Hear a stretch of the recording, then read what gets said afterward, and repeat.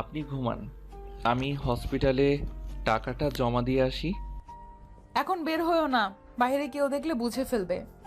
টাকাটা না দিলে অপারেশন হবে না। যত তাড়াতাড়ি টাকা দিয়ে দিতে হবে। ওয়েট, আমি টাকাগুলো পাঠানোর ব্যবস্থা করছি।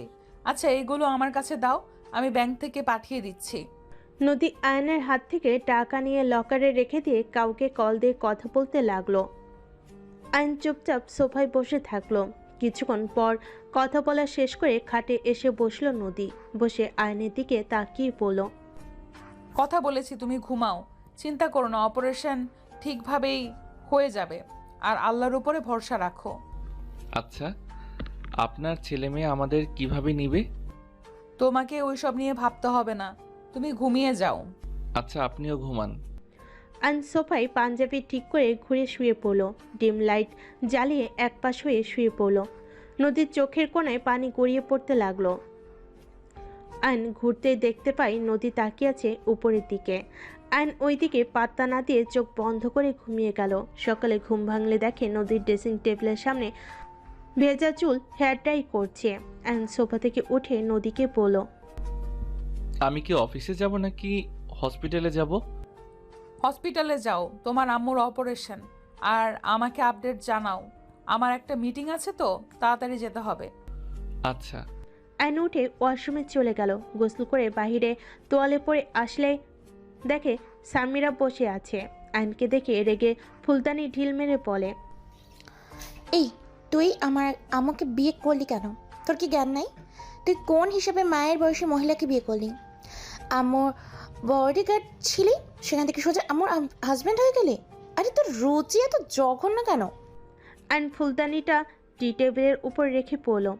আপনার আম্মুকে দেখে কে বলবে ওনার আপনাদের মতো ছেলে মেয়ে আছে?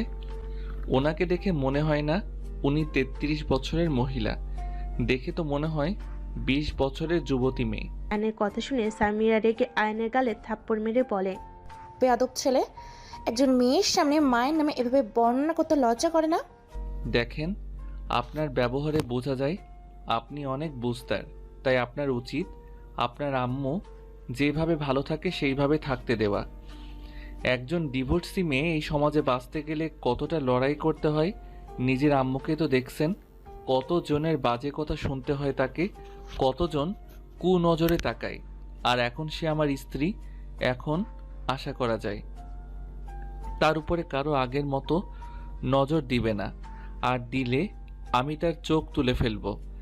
আমার কথায় যদি কিছু বুঝতে পারেন তাহলে ভালো, না বুঝলে কিছু করার নাই। আয়ন কথাগুলো বলে ব্যাগ থেকে শার্ট প্যান্ট বের করে ওয়াশরুমে চলে গেল। শার্ট প্যান্ট পরে বের হয়ে দেখে সামিরা চলে গেছে। আয়ন মাথার চুল ঠিক করে নিচে নামতে লাগলো। আয়নকে দেখে নদীর ছেলে নীরব এসে আয়নকে জড়িয়ে ধরে বলে, ভাইয়া, তুমি নাকি আমার আব্বু হয়ে গেছো? তোমাকে কি বলে ডাকবো বুঝতে পারছি না। ভাইয়া বাদে যা ইচ্ছে মন চাই ডাকো। আর তুমি স্কুলে যাও নাই? আপু স্কুলে যায় নাই, তাই আমি একা যাই নাই। চলো আমি স্কুলে রেখে আসি। নাস্তা করছো? নীরব আয়নকে কিছু বলবে, সাথে সাথে সামিরা টান দিয়ে নীরবকে বলল, নীরব, খবরদার, ওর সাথে মিশলে তোর খবর আছে। চল, আমি স্কুলে নিয়ে যাচ্ছি। ভাইয়ের সাথে যাই না, সরি, মানে নতুন আব্বুর সাথে যাই। আপু তুমি তো আজ স্কুলে যাবে না বললে। নীরবের কথা শুনে সামিরা রেখে নীরবের গালে থাপ্পড় দিতে যাবে, সাথে সাথে আয়ন নীরবকে ওইখান থেকে সরিয়ে দিল। সামিরার থাপ্পড় আয়নের গালে পড়ল। নীরব ভয় পেয়ে গেল। সামিরা রেগে পড়ল, আমাদের মাসে এসেই গেছস, ভালো করেছো। একদম আমাদের ভাই বোনের ভিতরে আসবি না। আর নীরব, তোর মুখে যদি আর একবার ওকে আব্বু ডাকতে শুনি, তোকে আমি খুন করে ফেলবো। কথাটা বলে সামিরা রেগে চলে গেল। নীরব ভয় পেতে থাকলে আয়ন নীরবকে জড়িয়ে ধরে পড়ল, নীরব, ভয় পেও না, কিছু হয় নাই। শুনো, আমাকে আব্বু বলার দরকার নাই। আমার নাম ধরে বা আমাকে মামা বলে ডাকতে পারো। নানু তো বললো তুমি আমার আব্বু হয়ে গেছো। শুনো, আব্বু চাইলে সবাই হতে পারে না। আমি তোমাদের আব্বুর মতো হয়তো হতে পারবো না। তোমাদের আব্বু তো আছে, তাই আমাকে আব্বু বলার দরকার নাই। আমাকে মামা বললে হবে। আচ্ছা। আয়ান, সামিরার হয়ে আমি তোমার কাছে ক্ষমা চাচ্ছি। ছি আন্টি, এটা কি বলছেন? ক্ষমা প্লিজ চাইবেন না। আমি সামিরার ব্যাপারটা বুঝি। ওর রাগ হওয়া স্বাভাবিক। যাই হোক, আমি নীরবকে স্কুলে নিয়ে যাচ্ছি। আয়ন নীরবকে নিয়ে বের হয়ে গেল। রিক্সা নিয়ে নীরবকে স্কুলে দিয়ে আয়ন হসপিটালে চলে গেল। হসপিটালে গিয়ে ডাক্তারের সাথে কথা বলল। 30 মিনিট পর অপারেশন করতে যাবে। আয়ন কথা বলে ডাক্তারের সাথে চলে গেল। আয়ন ওর আম্মুর কপালে চুমু দিয়ে বলল, আম্মু, চিন্তা করো না, তোমার কিছু হবে না। তুমি খুব তাড়াতাড়ি ঠিক হয়ে যাবে। আয়ান, তুই এত টাকা কোথায় পাইছস? আম্মু, আমি কোনো হারাম কাজ করি নাই। আম্মু, তুমি এসব নিয়ে ভেবো না। তুমি সুস্থ হয়ে নাও, আমি তোমাকে সব বলবো। নার্স আয়নের আম্মুকে নিয়ে গেল। আয়ন কেবিনের বাইরে হাঁটাহাঁটি করতে লাগলো। কিছুক্ষণ যেতেই আয়নের কাঁধে হাত পড়লে আয়ন ঘুরে তাকিয়ে দেখে নদী। আয়নকে দেখে বলল, এত ভেঙে পড়ো না, আন্টি ঠিক হয়ে যাবে। আপনি এখানে কি করছেন? মিটিং সন্ধ্যায় দিয়েছি। কেন? মনে হইলো তোমার কাছে থাকা উচিত। তুমি ছোট একটা ছেলে, মনে হইলো তোমার পাশে থাকা উচিত, তাই চলে আসলাম। ম্যাম, আপনি অনেক ভালো। আমি ভালো না। আমি ভালো হইলে কখনোই তোমাকে ফাঁদে ফেলে বিয়ে করতাম না। না ম্যাম, হুট করে আমাকে কেন এতগুলো টাকা দিতেন? আর এখানে আপনি আমার স্ত্রী, যেখানে আপনার সাথে আমার একটা সম্পর্ক যোগ হয়েছে, সেই ভিত্তিতে টাকা দিয়েছেন। এখানে নিজেকে খারাপ ভাবার প্রয়োজন নাই। নদী কিছু বলল না। অনেকক্ষণ পর দুজন বসে থেকে ডাক্তারকে বের হতে দেখে আইন দৌড়ে ডাক্তারের কাছে গেল। ডাক্তারের মুখ দেখে আইনের বুকটা কেঁপে উঠল। ডাক্তার, আমার আম্মুর কি অবস্থা? আইনের কথা শুনে ডাক্তার চুপ হয়ে যায়। ডাক্তার আইনকে বলে, সরি, আমরা আপনার আম্মুকে বাঁচাতে পারি নাই। ডাক্তারের কথা শুনে কয়েক পা পিছিয়ে গেল। আইনের যেন হাত পায়ে কোনো শক্তি নাই। আইন পড়ে যেতে নিবে, সাথে সাথে নদী ধরে ফেল। আইন চিৎকার করে কান্না করতে করতে বলল, ডাক্তার, আপনি মিথ্যা বলছেন তাই না? প্লিজ মিথ্যা বললেন না, আমার আম্মুর কিছু হয় নাই। আইনের সামনে নার্স আইনের আম্মুর লাশ নিয়ে আসলো। আইন ওর আম্মুর লাশ ধরে চিৎকার করে কান্না করতে করতে বলে, আম্মু, এই আম্মু ওঠো না, ডাক্তার মিথ্যা বলছে তাই না? এই আম্মু ওঠো না। আম্মু, তুমি আব্বুর মতো আমাকে একা করে যেও না। আম্মু, এই আম্মু ওঠো না, আমার অনেক কষ্ট হচ্ছে। আম্মু প্লিজ ওঠো। আইন পাগলামি করতে লাগলো। নদী আইনকে বুকে জড়িয়ে নিয়ে পড়ল, আয়ান, ভেঙে পড়ো না। ম্যাম, আপনি আম্মুকে বলেন না উঠতে। আয়ান, উনি আর উঠবে না, নিজেকে শান্ত করো। আইন নদীকে ছেড়ে দিয়ে ওর আম্মুকে জড়িয়ে ধরে কান্না করতে লাগলো। আয়নের কান্না দেখে ওইখানে সবার চোখে পানি চলে আসলো। নদী নিজের চোখের পানি ধরে রাখতে পারল না। নদী বুঝতে পারছে না আইনকে কি বলে সান্ত্বনা দিবে। আইনের আম্মুকে হসপিটাল থেকে বাড়িতে নিয়ে যাওয়া হলো। আইন 2 বার অলরেডি অজ্ঞান হয়ে গেছে। আইনের কাজিনরা সবাই আইনের মাথায় পানি দিয়ে জ্ঞান ফেরালো। নদী আইনকে শান্ত করে বুঝাতে লাগলো। আইনের চাচা আইনকে ধরে নিয়ে গেল। অজু করে আইনের আম্মুর জানাজা পড়িয়ে কবর দিতে নিয়ে যেতে লাগলো। কবর দেওয়ার পর আইন কবর জড়িয়ে ধরে হামাও করে কান্না করতে লাগলো। আইনের বন্ধুরা আইনকে শান্ত করতে লাগলো। আইনের চাচা কিছু বলে আইন ওর চাচাকে ধাক্কা দিয়ে ফেলে দিয়ে বলে, এখন তো আপনারা সবাই অনেক খুশি হয়েছেন। দেখেন, আমার আম্মুও আজ কবরে চলে গেছে। আর কাকে জ্বালাবেন, আর কাকে বাজে গালাগালি করবেন? আপনাদের সবাইকে খুশি করে আমার আম্মু চলে গেছে। আপনারা তো এখন অনেক খুশি।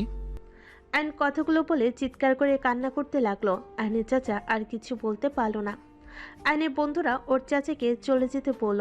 আইনের বন্ধু রাকিব বলল, আয়ান, শান্ত হো, এমনভাবে ভেঙে পড়িস না। তুই এভাবে কান্না করে কাকে আরো কষ্ট দিচ্ছিস। আয়ান, তুই এমন করলে কাকে আরো বেশি কষ্ট পাচ্ছে। আমি কিভাবে শান্ত হব? আব্বু দুনিয়া থেকে চলে যাওয়ার পর আমার পুরো পৃথিবীটা আমার আম্মু ছিল। যেখানে আমার দুনিয়াটা হারিয়ে গেল, সেখানে আমি কিভাবে শান্ত হব?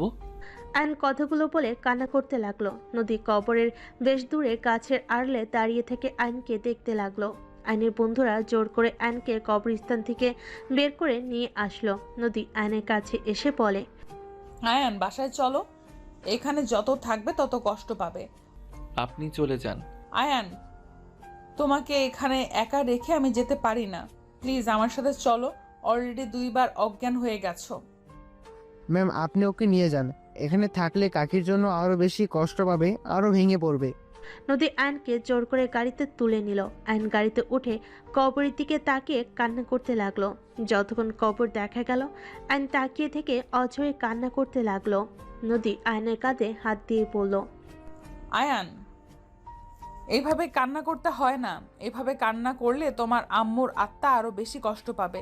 তুমি নিজেকে কন্ট্রোল করো। আমি জানি এই পরিস্থিতিতে নিজেকে সামলানো সম্ভব না, কিন্তু তুমি নিশ্চয়ই চাও না তোমার আম্মুকে কষ্ট দিতে। কি করব? আমার যে আর এই দুনিয়াতে কেউ রইল না। ছোটবেলায় আব্বু অ্যাক্সিডেন্টে মারা গেল। ছোট থেকে আম্মু আমাকে অনেক কষ্টে বড় করছে। সমাজের মানুষের হাজার কথার মাঝে শুধুমাত্র আমার দিকে তাকিয়ে সব সহ্য করে গেছে। একটু কষ্ট হইলে যাকে জড়িয়ে ধরে সব কষ্ট দূর করতাম, সেখানে সেই মানুষটাই আজ আমার পাশে নাই। সেখানে আমি কিভাবে নিজেকে সামলাবো? নদী আয়নের কথা শুনে বলার কোনো ভাষা খুঁজে পেল না। আয়ন বাইরের দিকে অঝরে চোখের পানি ফেলতে লাগলো। নদীর বাসার ভিতরে গাড়ি থামলে আয়ন সাথে সাথে চোখ মুছে নিল। আয়ন নদী গাড়ি থেকে নামলো। দুজন ভিতরে ঢুকলে সবাই অবাক হয়ে তাকালো। নীরব আয়নকে জড়িয়ে ধরে বলে, মামা তোমার কি হয়েছে? তোমার সারা শরীরে মাটি কেন? দেখা আবার কার সাথে মারামারি করে আসলো। Samira, just shut up. ওনাকে বকা দিবেন না প্লিজ। নীরব, আমার কিছু হয় নাই। তোমার না পড়া আছে? এখানে বসো। এখানে বসে কি করো? যাও পড়তে বসো। মামা তোমার কাছে পড়বো। মামার মন ভালো না। নীরব, মামাকে ডিস্টার্ব করো না। মামা আমি কি তোমাকে ডিস্টার্ব করি? না বাবা। আচ্ছা তুমি বই নিয়ে আসো। আয়ন কথাটা বলে রুমের দিকে চলে গেল। নীরব যেতে চাইলে নদী বলল, নীরব, বই নিয়ে যেতে হবে না। একটা কাজ করতে পারবে? কি কাজ আব্বু? আমি তো অফিসে যাব। তুমি এক কাজ করবে, রুমে গিয়ে তোমার মামাকে ব্যস্ত রাখবে। খেলা করবে বা যেইভাবেই হোক আয়ানকে ব্যস্ত রাখতে পারবে। নদীর কথা শুনে সবাই ভুরকুচকে তাকালো। সামিরা রেগে বলে, তোমার স্বামী তুমি রাখো ব্যস্ত, আমার ভাই কেন ওকে ব্যস্ত রাখবে? নীরব, যা পড়তে বস, আমি আসছি। Just shut up. তোমার ব্যবহার দিন দিন খুব খারাপ হয়ে যাচ্ছে। নীরব, যা বলছি তাই করো। চলো আমার সাথে। নীরব নদীর সাথে রুমে চলে গেল। নদী তাড়াতাড়ি করে ওয়াশরুমে গিয়ে অফিসে যাওয়ার জন্য রেডি হয়ে নিল। নীরব আয়নের গলা জড়িয়ে ধরে বলে, মামা তোমার কি কিছু হয়েছে? না বাবা, তোমার না বই নিয়ে আসার কথা? বই পড়বো না, তোমার সাথে খেলবো। আমি আসছি। নদী তাড়াতাড়ি করে নিচে নেমে গেল। নদীর কথা মতো নীরব আয়নকে ব্যস্ত রাখার চেষ্টা করতে লাগলো। আয়ন নিজেকে কন্ট্রোল করতে না পেরে নীরবকে জড়িয়ে ধরে হাউমাউ করে কান্না করে দিল। নীরব হতভম্ব হয়ে গেল। আয়নকে কান্না করতে দেখে নীরব ভয়ে আয়নকে ছেড়ে দৌড়ে নিচে চলে গেল। নীরবকে এভাবে দৌড়ে আসতে দেখলে সামিরা নদীর আম্মু অবাক হয়ে বলে, নীরব, কি হয়েছে? এভাবে দৌড়ে আসলে কেন? নানু মামা অনেক রান্না করছে। আমি বুঝতে পারছি না, মামা ওকে জড়িয়ে হাউমাউ করে কান্না করছিল। নীরবের কথা শুনে দুজনেই অবাক হয়ে গেল। দুজন সিঁড়ি ভেঙে নদীর রুমে চলে গেল। আয়নকে ফুলের অজ্ঞান হয়ে পড়ে থাকতে দেখে সামিয়া নদীর আম্মু দৌড়ে গিয়ে আয়নকে তুলে দেখে আয়নের নাক বয়ে রক্ত ঝরছে, কপালে ফুলে গেছে। দুজন ধরে তাড়াতাড়ি করে খাটে শুইয়ে দিল। তারপর ভিতরে নদী রুমের ভিতরে আসলো। দৌড়ে আয়নের কাছে গিয়ে পড়ল। আয়ান, এই আয়ান, আয়ান। আম্মু, ওর নাক দিয়ে রক্ত পড়ছে কেন? নীরব বলল, আয়ান নাকি ওকে জড়িয়ে ধরে কান্না করছিল। ওই ভয়ে নিচে গিয়ে আমাদের বলে আমরা রুমে এসে দেখি ওই ফ্লোরের উপরে পড়ে আছে। তুলে থেকে নাক দিয়ে রক্ত পড়ছে। সামিরা, পানিটা দে তো। সামিরা নদীর হাতে পানি দিলে আয়নের মুখে পানি ছিটে দিতে লাগলো। আয়নের জ্ঞান ফিরল। আয়ন কান্না করতে লাগলো। নদী আয়নের বুকের সাথে জড়িয়ে ধরলে আয়ন কান্না করতে করতে বলল, ম্যাম আমি আম্মুর কাছে যাব। ম্যাম আমাকে আম্মুর কাছে দিয়ে আসেন। আমার অনেক কষ্ট হচ্ছে। আমি আম্মুকে ছাড়া থাকতে পারছি না। ম্যাম আমাকে আম্মুর কাছে দিয়ে আসেন না। আয়নের কথা শুনে নদী নিজের চোখের পানি ধরে রাখতে না পেরে বলল, আয়ান, এটা কখনোই সম্ভব না। পাগলামি করো না। ওই চলে যেতে চাচ্ছে, তুমি দিয়ে আসলেই তো পারো। কার কাছে দিয়ে আসবে? হ্যাঁ, কেন ওনার আম্মুর কাছে উনি থাকতে পারবে না? দিয়ে আসলেই তো পারো। ওইটা কখনোই সম্ভব না। কেন সম্ভব না আম্মু? তুমি মামাকে রেখে আসো। তোমার কাছে না ঘুমালে আমার কেমন কষ্ট হয়, মামারও কষ্ট হয়। আর আম্মুরও কষ্ট হয়। আম্মু, মামাকে দিয়ে আসো। মামার কান্না দেখে আমারও কান্না আসছে। তোমার মামার আম্মু এই দুনিয়াতে আর বেঁচে নেই। উনি পরপারে পাড়ি জমিয়েছেন। উনি ওই আকাশের তারা হয়ে গেছে। নদীর কথা শুনে সামিরা নদীর আম্মু চমকে গেল। সামিরা বলে ওঠে, মানে কি আম্মু? হ্যাঁ, আয়ানের আম্মু 12টার দিকে মারা গেছে। সেখানে কবর দিয়ে আয়ানের শরীরে এই মাটি। ওর আম্মুর কবর রেখে আসতে চাইছিল না। নদী সবকিছু খুলে বলে। সামিরা নদীর আম্মুর চোখে পানি চলে আসলো। নদীর আম্মু আয়নের কাছে গিয়ে বলে, আয়ান, কান্না করো না। সবাইকে একদিন না একদিন চলে যেতে হবে। আর কে বলেছে তোমার এই দুনিয়াতে কেউ নেই? নদী, আমি সবাই তোমার সাথে আছে। এক মা চলে গেছে, কি হয়েছে? আমি তোমার মায়ের মতো তো। আজ থেকে তুমিও আমার সন্তান। এইভাবে ভেঙে পড়ো না। আয়ন নদীর আম্মুর কথা শুনে কিছু না বলে কান্না করতে থাকলো। সামিরা আয়নকে কান্না করতে দেখে আয়নকে বলে, এভাবে কান্না করলেন কেন? আমরা সবাই আপনার সাথে আছি তো, কান্না করেন না। তোমরা সবাই আমাকে শান্ত রাখার জন্য এইসব বলছো? আমি একা একা সারা জীবন থাকবো, আর আমাকে এভাবে সান্ত্বনা দেওয়ার জন্য ধন্যবাদ। আয়ন নদীকে ছেড়ে খাট থেকে উঠে বারান্দায় চলে গেল। নীরব কাছে যেতে চাইলে নদী আটকিয়ে দিল। ওকে একা থাকতে দাও। আইন চুপচাপ বারান্দায় নীরবে কান্না করতে লাগলো। সামিরা নদীর আম্মু চলে গেল। নদী ওয়াশরুমে চলে গেল। ফ্রেশ হয়ে পোশাক পরিবর্তন করে বের হলো। নীরব খাটের এক কোণায় বসে আছে। নদীর কাছে এসে শক্ত করে জড়িয়ে ধরে বলল, আম্মু, তুমি কখনো আমাকে ছেড়ে যেও না। আমি মামার মতো কান্না করব। আমি তোমাকে অনেক ভালোবাসি আম্মু। আইন বারান্দা দিয়ে বের হয়ে নীরবের কথা শুনতে পেল। নদী নীরবের কপালে চুমু দিয়ে বলল, কখনোই যাব না আমার আব্বুটাকে ছেড়ে। নীরব নদীকে জড়িয়ে ধরল। আইন ওয়াশরুমে গিয়ে মুখ ধুয়ে নিল। সোফায় বসলে নদী আইনকে বলল, আয়ান, সারাদিন তো কিছু খাও নাই, চলো খাবার খেয়ে নিবে। আমার ক্ষুধা নাই, আপনারা যান, খেয়ে আসেন। আইন সোফায় চোখ বন্ধ করে শুয়ে পড়ল। নদী কিছু না বলে নীরবকে নিয়ে চলে গেল। নীরবকে খাওয়াই দিয়ে আয়নের খাবার নিয়ে রুমে চলে আসলো। আয়নের মাথায় হাত দিয়ে আয়ন চোখ খুলে, প্লিজ খাবারটা খেয়ে নাও, হালকা খেয়ে নাও। না খেয়ে থাকলে শরীর দুর্বল করবে তো। প্লিজ জোর করবেন না, আমার ক্ষুধা নাই। মামা, খেয়ে নাও। তুমি কান্না করো না আম্মু। আমি, আপু, নানু তো আছে। আমরা তোমাকে অনেক ভালোবাসি তো। আয়নের মাথায় হাত দিতেই আয়ন চোখ খুলে। নীরব আয়নের কাছে এসে জড়িয়ে ধরলে আয়ন উঠে বসে। নীরবের কপালে চুমু দিয়ে বলল, আমার ক্ষুধা নাই। তুমি খাবার খাইছো? হ্যাঁ। এখন ঘুমিয়ে যাও, আমার অনেক ঘুম পাচ্ছে। খাটে এসে শুয়ে পড়ো। না, আমি এখানে ঘুমাবো। মামা, আমি ঘুমাবো জন্য কি তুমি রাগ করে ঘাটে ঘুমাবে না? নীরবের কথা শুনে আয়ন নদীর দিকে তাকালো। আয়ন নীরবকে বলে, আমার খাটে ঘুমাতে ভালো লাগে না, আমার এখানে ঘুমাতে ভালো লাগছে। আর হ্যাঁ, এইটা কিন্তু সিক্রেট, কাউকে যেন বলো না। আমি এখানে ঘুমাই, তাহলে কিন্তু সবাই আমার এখানে ঘুমাতে পারে। আমি আমার জায়গা কাউকে দিতে চাই না। ওকে মামা, কাউকে বলবো না। আমার অনেক ঘুম পাচ্ছে। নীরব হাই তুলতে তুলতে খাটে গিয়ে শুয়ে পড়ল। নদী আয়নের দিকে তাকিয়ে বলে, অল্প খেয়ে নাও প্লিজ। প্লিজ জোর করেন না, আপনি একজন স্ত্রীর মতো ব্যবহার করছেন, ব্যাপারটা আমার ভালো লাগছে না। আয়নের কথাই নদীর কিছুটা খারাপ লাগলো। নদী আর কিছু না বলে খাবার টি টেবিলের উপর রেখে দরজা লাগিয়ে দিয়ে এসে লাইট অফ করে ডিম লাইট জ্বালিয়ে শুয়ে পড়লে নীরব নদীকে জড়িয়ে ধরে। নদী নীরবের মাথায় হাত বুলিয়ে দিল। নীরবের কপালে চুমু দিয়ে ঘুমিয়ে পড়ে। 5 দিন পর। আয়ান, এভাবে না খেয়ে থাকলে তোমার শরীর দিন দিন খারাপ হয়ে যাচ্ছে। আয়ান, বাস্তবতা মেনে নাও। কতদিন না খেয়ে থাকবে বলো? শোনো, এই দুনিয়াতে একা এসেছো, একাই যেতে হবে। আর একবার জন্ম হয়েছে, তার মৃত্যু হবেই, কারো আগে কারো পরে। দয়া করে খেয়ে নাও।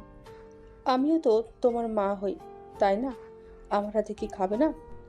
নদীর আম্মুর কথা শুনে নদীর দিকে তাকালো। নদী শুধু তাকিয়ে থাকলো। নীরব সামিরা তাকিয়ে আছে। আর নদীর আম্মুর দিকে তাকাতেই ওনার অসহায় মুখ দেখে নিজেকে কন্ট্রোল করতে না পেরে নদীর আম্মুর হাত থেকে খাবার খেয়ে নিল। সবাই অনেক খুশি হয়ে গেল। নদীর আম্মু আয়নের মাথায় হাত বুলিয়ে দিল। আয়নকে খাওয়াই দিতে লাগলো আর বলতে লাগলো, এই তো গুড বয়। আরে, 1 মা গেছে তো কি হয়েছে? আরেকটা মা তো আছে, তাই না? এখন থেকে তুমি তোমার আম্মুর সাথে যেমন করছো আমার সাথে তেমন করো, তাতে তো হয়ে যায়। হয়তো আমি তোমার নিজের মায়ের মতো হতে পারবো না, বাট আমার সাধ্য অনুযায়ী চেষ্টা করব। নদীর আম্মুর কথা শুনে আয়ন নদীর আম্মুকে বলল। আপনাকে একটু জড়িয়ে ধরতে পারি? নদীর আম্মু অবাক হয়ে বলল। হ্যাঁ ধরো, অনুমতি কেন নিচ্ছ? আয়ন নদীর আম্মুকে জড়িয়ে ধরে চোখ বন্ধ করে চোখের পানি পড়তেই মুছে ফেলল। আপনি একবার যখন বলছেন আপনি আমার মা, তাহলে আমি আর আপনাকে জ্বালাবো না। এক আম্মুকে তো অনেক জ্বালিয়েছি, আজ সেই আমাকে ছেড়ে চলে গেল। আমি আপনার অনেক যত্ন করব, একদম আপনাকে বিরক্ত করব না। আয়নের কথা শুনে নদীর আম্মুর চোখে পানি চলে আসলো। নদীর আম্মু কপালে চুমু দিয়ে বলে, তোমার যেটাই ভালো লাগে ওইটাই করো, বাট কান্না করো না। আয়নকে খেতে দেখে নীরব এসে আয়নকে জড়িয়ে ধরে বলে। ইয়াহু, মামা খাবার খাচ্ছে। আম্মু তুমিও খেয়ে নাও, মামা তো এখন খাচ্ছে। নীরবের কথা শুনে আয়ন অবাক হয়ে গেল। নদীর দিকে তাকাতে দেখে নীরবের দিকে রাগী লুক নিয়ে তাকিয়ে আছে। আয়ন নদীকে বলল, কি ব্যাপার, আপনি কি খাবার খান নাই? ব্যস্ত কারণে খাওয়া হয়ে ওঠে নাই, তুমি খাও। ও আচ্ছা আচ্ছা আন্টি, আমি আর খাবো না, আমার পেট ভরে গেছে, আমি একটু বের হব। মামা আজকে তো ছুটির দিনে, তাহলে কোথায় যাবে? বাড়িতে যাব। ও আচ্ছা। আমার আয়ন সোফার উপর থেকে উঠে বাসা থেকে বের হয়ে গেল। আয়ন ওর আম্মুর কবরের কাছে গিয়ে আম্মুর কবর জিয়ারত করলো। জিয়ারত করে সেখান থেকে বের হইতেই আয়নের চাচা আসলো। আয়ন কোনো কথা না বলে চলে যেতে নিলে আয়নের চাচা হাত ধরে বলে, আয়ান বাসায় চল, তোর চাচি তোকে যেতে বলছে। সময় নাই। আয়ন কথাটা বলে হাত সরিয়ে দিয়ে চলে যেতে লাগলো। কিছু বলার আগেই আয়ন রিক্সা নিয়ে বের হয়ে গেল। আয়ন নদীর পাড়ে চলে গেল।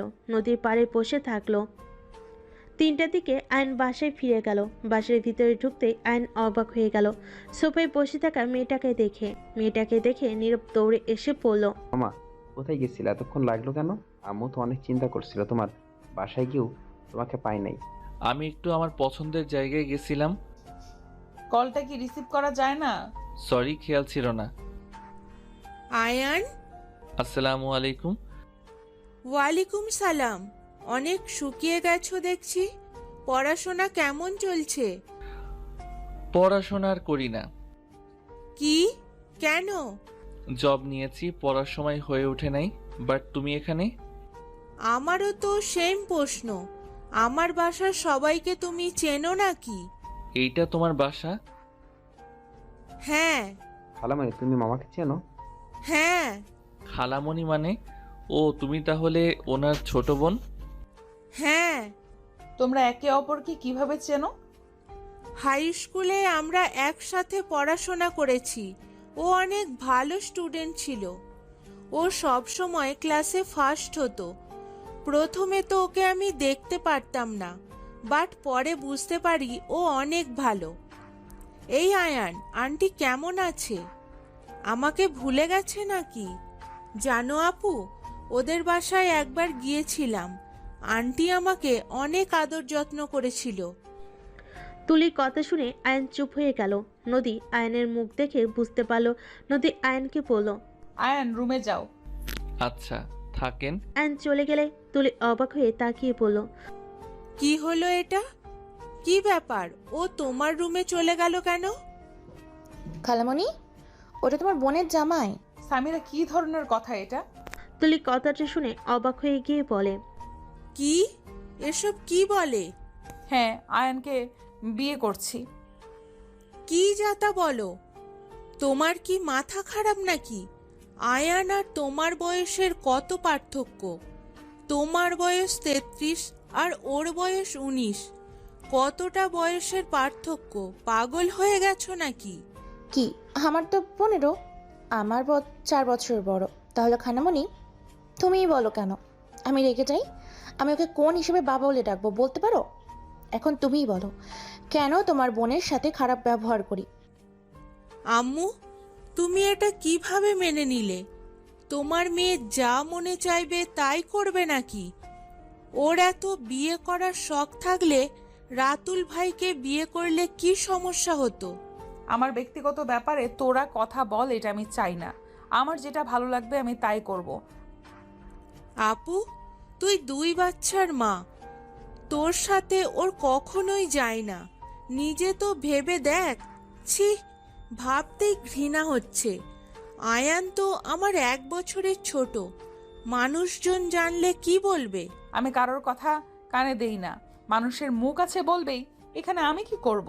নদীর কথা শুনে তুলির রাগে সামনে থাকা গ্লাস ছুঁড়ে মেরে বলে, তোর এসব উজানি কথা বলার জন্য সংসার করতে পারলি না, আবার হাঁটুর বয়সে ছেলেকে বিয়ে করছস? কোনো কাণ্ডজ্ঞান কি নাই তোর? সব সময় খালি আমাদের মাথা হেট করে দিস। আব্বু লন্ডন থেকে ফিরুক, এর একটা ব্যবস্থা না নিলে খবর আছে। তুলির কথা শুনে নদীর বুকের ভিতর যেন মুচড়ে উঠল। নদীর চোখে পানি টলমল করতে লাগলো। নদীর তুলির দিকে তাকিয়ে পড়ল। তুই এটা আমাকে বলতে পারলি? হ্যাঁ, বলতে পারছি। এই ন্যাকা কান্না করবে না তো? নদী আর এক মুহূর্ত ওইখানে দাঁড়িয়ে থাকতে পারলো না, দৌড়ে রুমে চলে গেল। তুলির আগে নিজের রুমে চলে গেল। আইন বারান্দায় বসেছিল। নদীর রুমে এসে সোজা ওয়াশরুমে গিয়ে শাওয়ার ছেড়ে দিয়ে কান্না করতে লাগলো। অনেকক্ষণ বসে থাকতেই হঠাৎ নীরবের কান্নার শব্দ পেয়ে আয়ন বারান্দা থেকে বের হয়ে দেখে নীরব ওয়াশরুম থেকে কান্না করে বলছে, আম্মু ওঠো না। আম্মু তুমি তো কাঁদছো। নীরবের কথা শুনে আয়ন ওয়াশরুমে গিয়ে দেখে নদী 2 হাত হাঁটু জড়িয়ে ধরে চুল ছেড়ে দিয়ে কান্না করছে। হাতের লোমগুলো দাঁড়িয়ে গেছে। আয়ন নদীর কাছে গিয়ে শাওয়ার বন্ধ করে বলল, এই আপনি এসব কি করছেন? এই সময় এইভাবে ভিজছেন কেন? আর কি হয়েছে, কান্না করেন কেন? মামা আম্মুকে ধরো না। খালামণি আম্মুকে বকা দিয়েছিল। আম্মু অনেক কষ্ট পেয়েছে। আম্মু কষ্ট পেলে এমন করে। আম্মু জ্বর আসবে আবার। মামা ধরে নিয়ে চল না। আমি তো নিতে পারছি না। নীরবের কথা শুনে আয়ন বলল, তুমি সরো, আমি নিয়ে যাচ্ছি। নীরব সরে দাঁড়ালে আয়ন নদীর শরীরে হাত দেওয়ার সাহস পাচ্ছিল না। তারপর ভয়ে ভয়ে বলল, ক্ষমা করবেন, প্লিজ উঠেন। নীরব কান্না করছে তো। আয়া নীরবকে নিয়ে যাও প্লিজ, আমাকে একা থাকতে দাও। নদী আবার শাওয়ার ছাড়তে যাবে। আইন সাথে সাথে নদীর হাত ধরে পাজা কোলে তুলে নিল। নদী নামিয়ে দিতে বলতে লাগলো। আইন নদীর কোনো কথা না শুনে রুমে নিয়ে আসলো।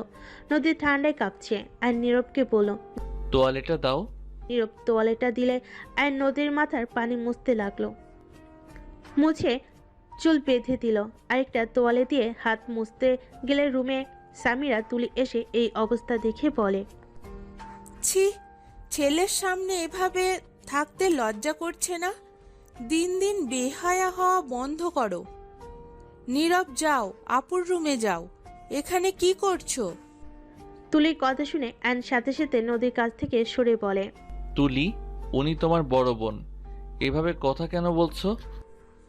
চুপ, একদম চুপ। আমাকে ভদ্রতা শিখাতে আসবে না। এই, তুমি কোন হিসাবে আমার বোনকে বিয়ে করলে?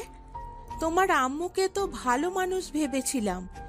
সে কিভাবে তোমাকে আপুর সাথে বিয়ে দিল? কেন, ওনাকে বিয়ে করাতে কি সমস্যা হয়েছে? আমার ভালো লাগছে, বিয়ে করেছি, এতে সমস্যা কোথায়? সমস্যা কোথায় মানে? তুমি এত নির্লজ্জ হয়ে গেছো। ও তোমার থেকে 14 বছরের বড়। ওর সাথে তোমার কিভাবে যায়? মানুষের রুচি বলে তো কথা আছে। তাতে সমস্যা কি? উনি আমার 200 বছরের বড় হোক, তাতে সমস্যা কোথায়? আমাদের একটা পরিচয়, আমরা স্বামী স্ত্রী। যেখানে ভালোবাসা থাকে সেইখানে বয়স বড় বিষয় না। একে অপরকে বুঝতে পারা, একে অপরের পাশে থাকাটাই বড় কথা। বাহ, কি সুন্দর কথা। এইসব লেকচার রাখো। সময় পাইলে অন্য মেয়েকে নিয়ে ভেগে যাবে। তোমাদের মতো মানুষ চেনা আছে। আমার কেন জানি মনে হচ্ছে টাকার লোভে তুমি আমার বোনকে বিয়ে করেছো।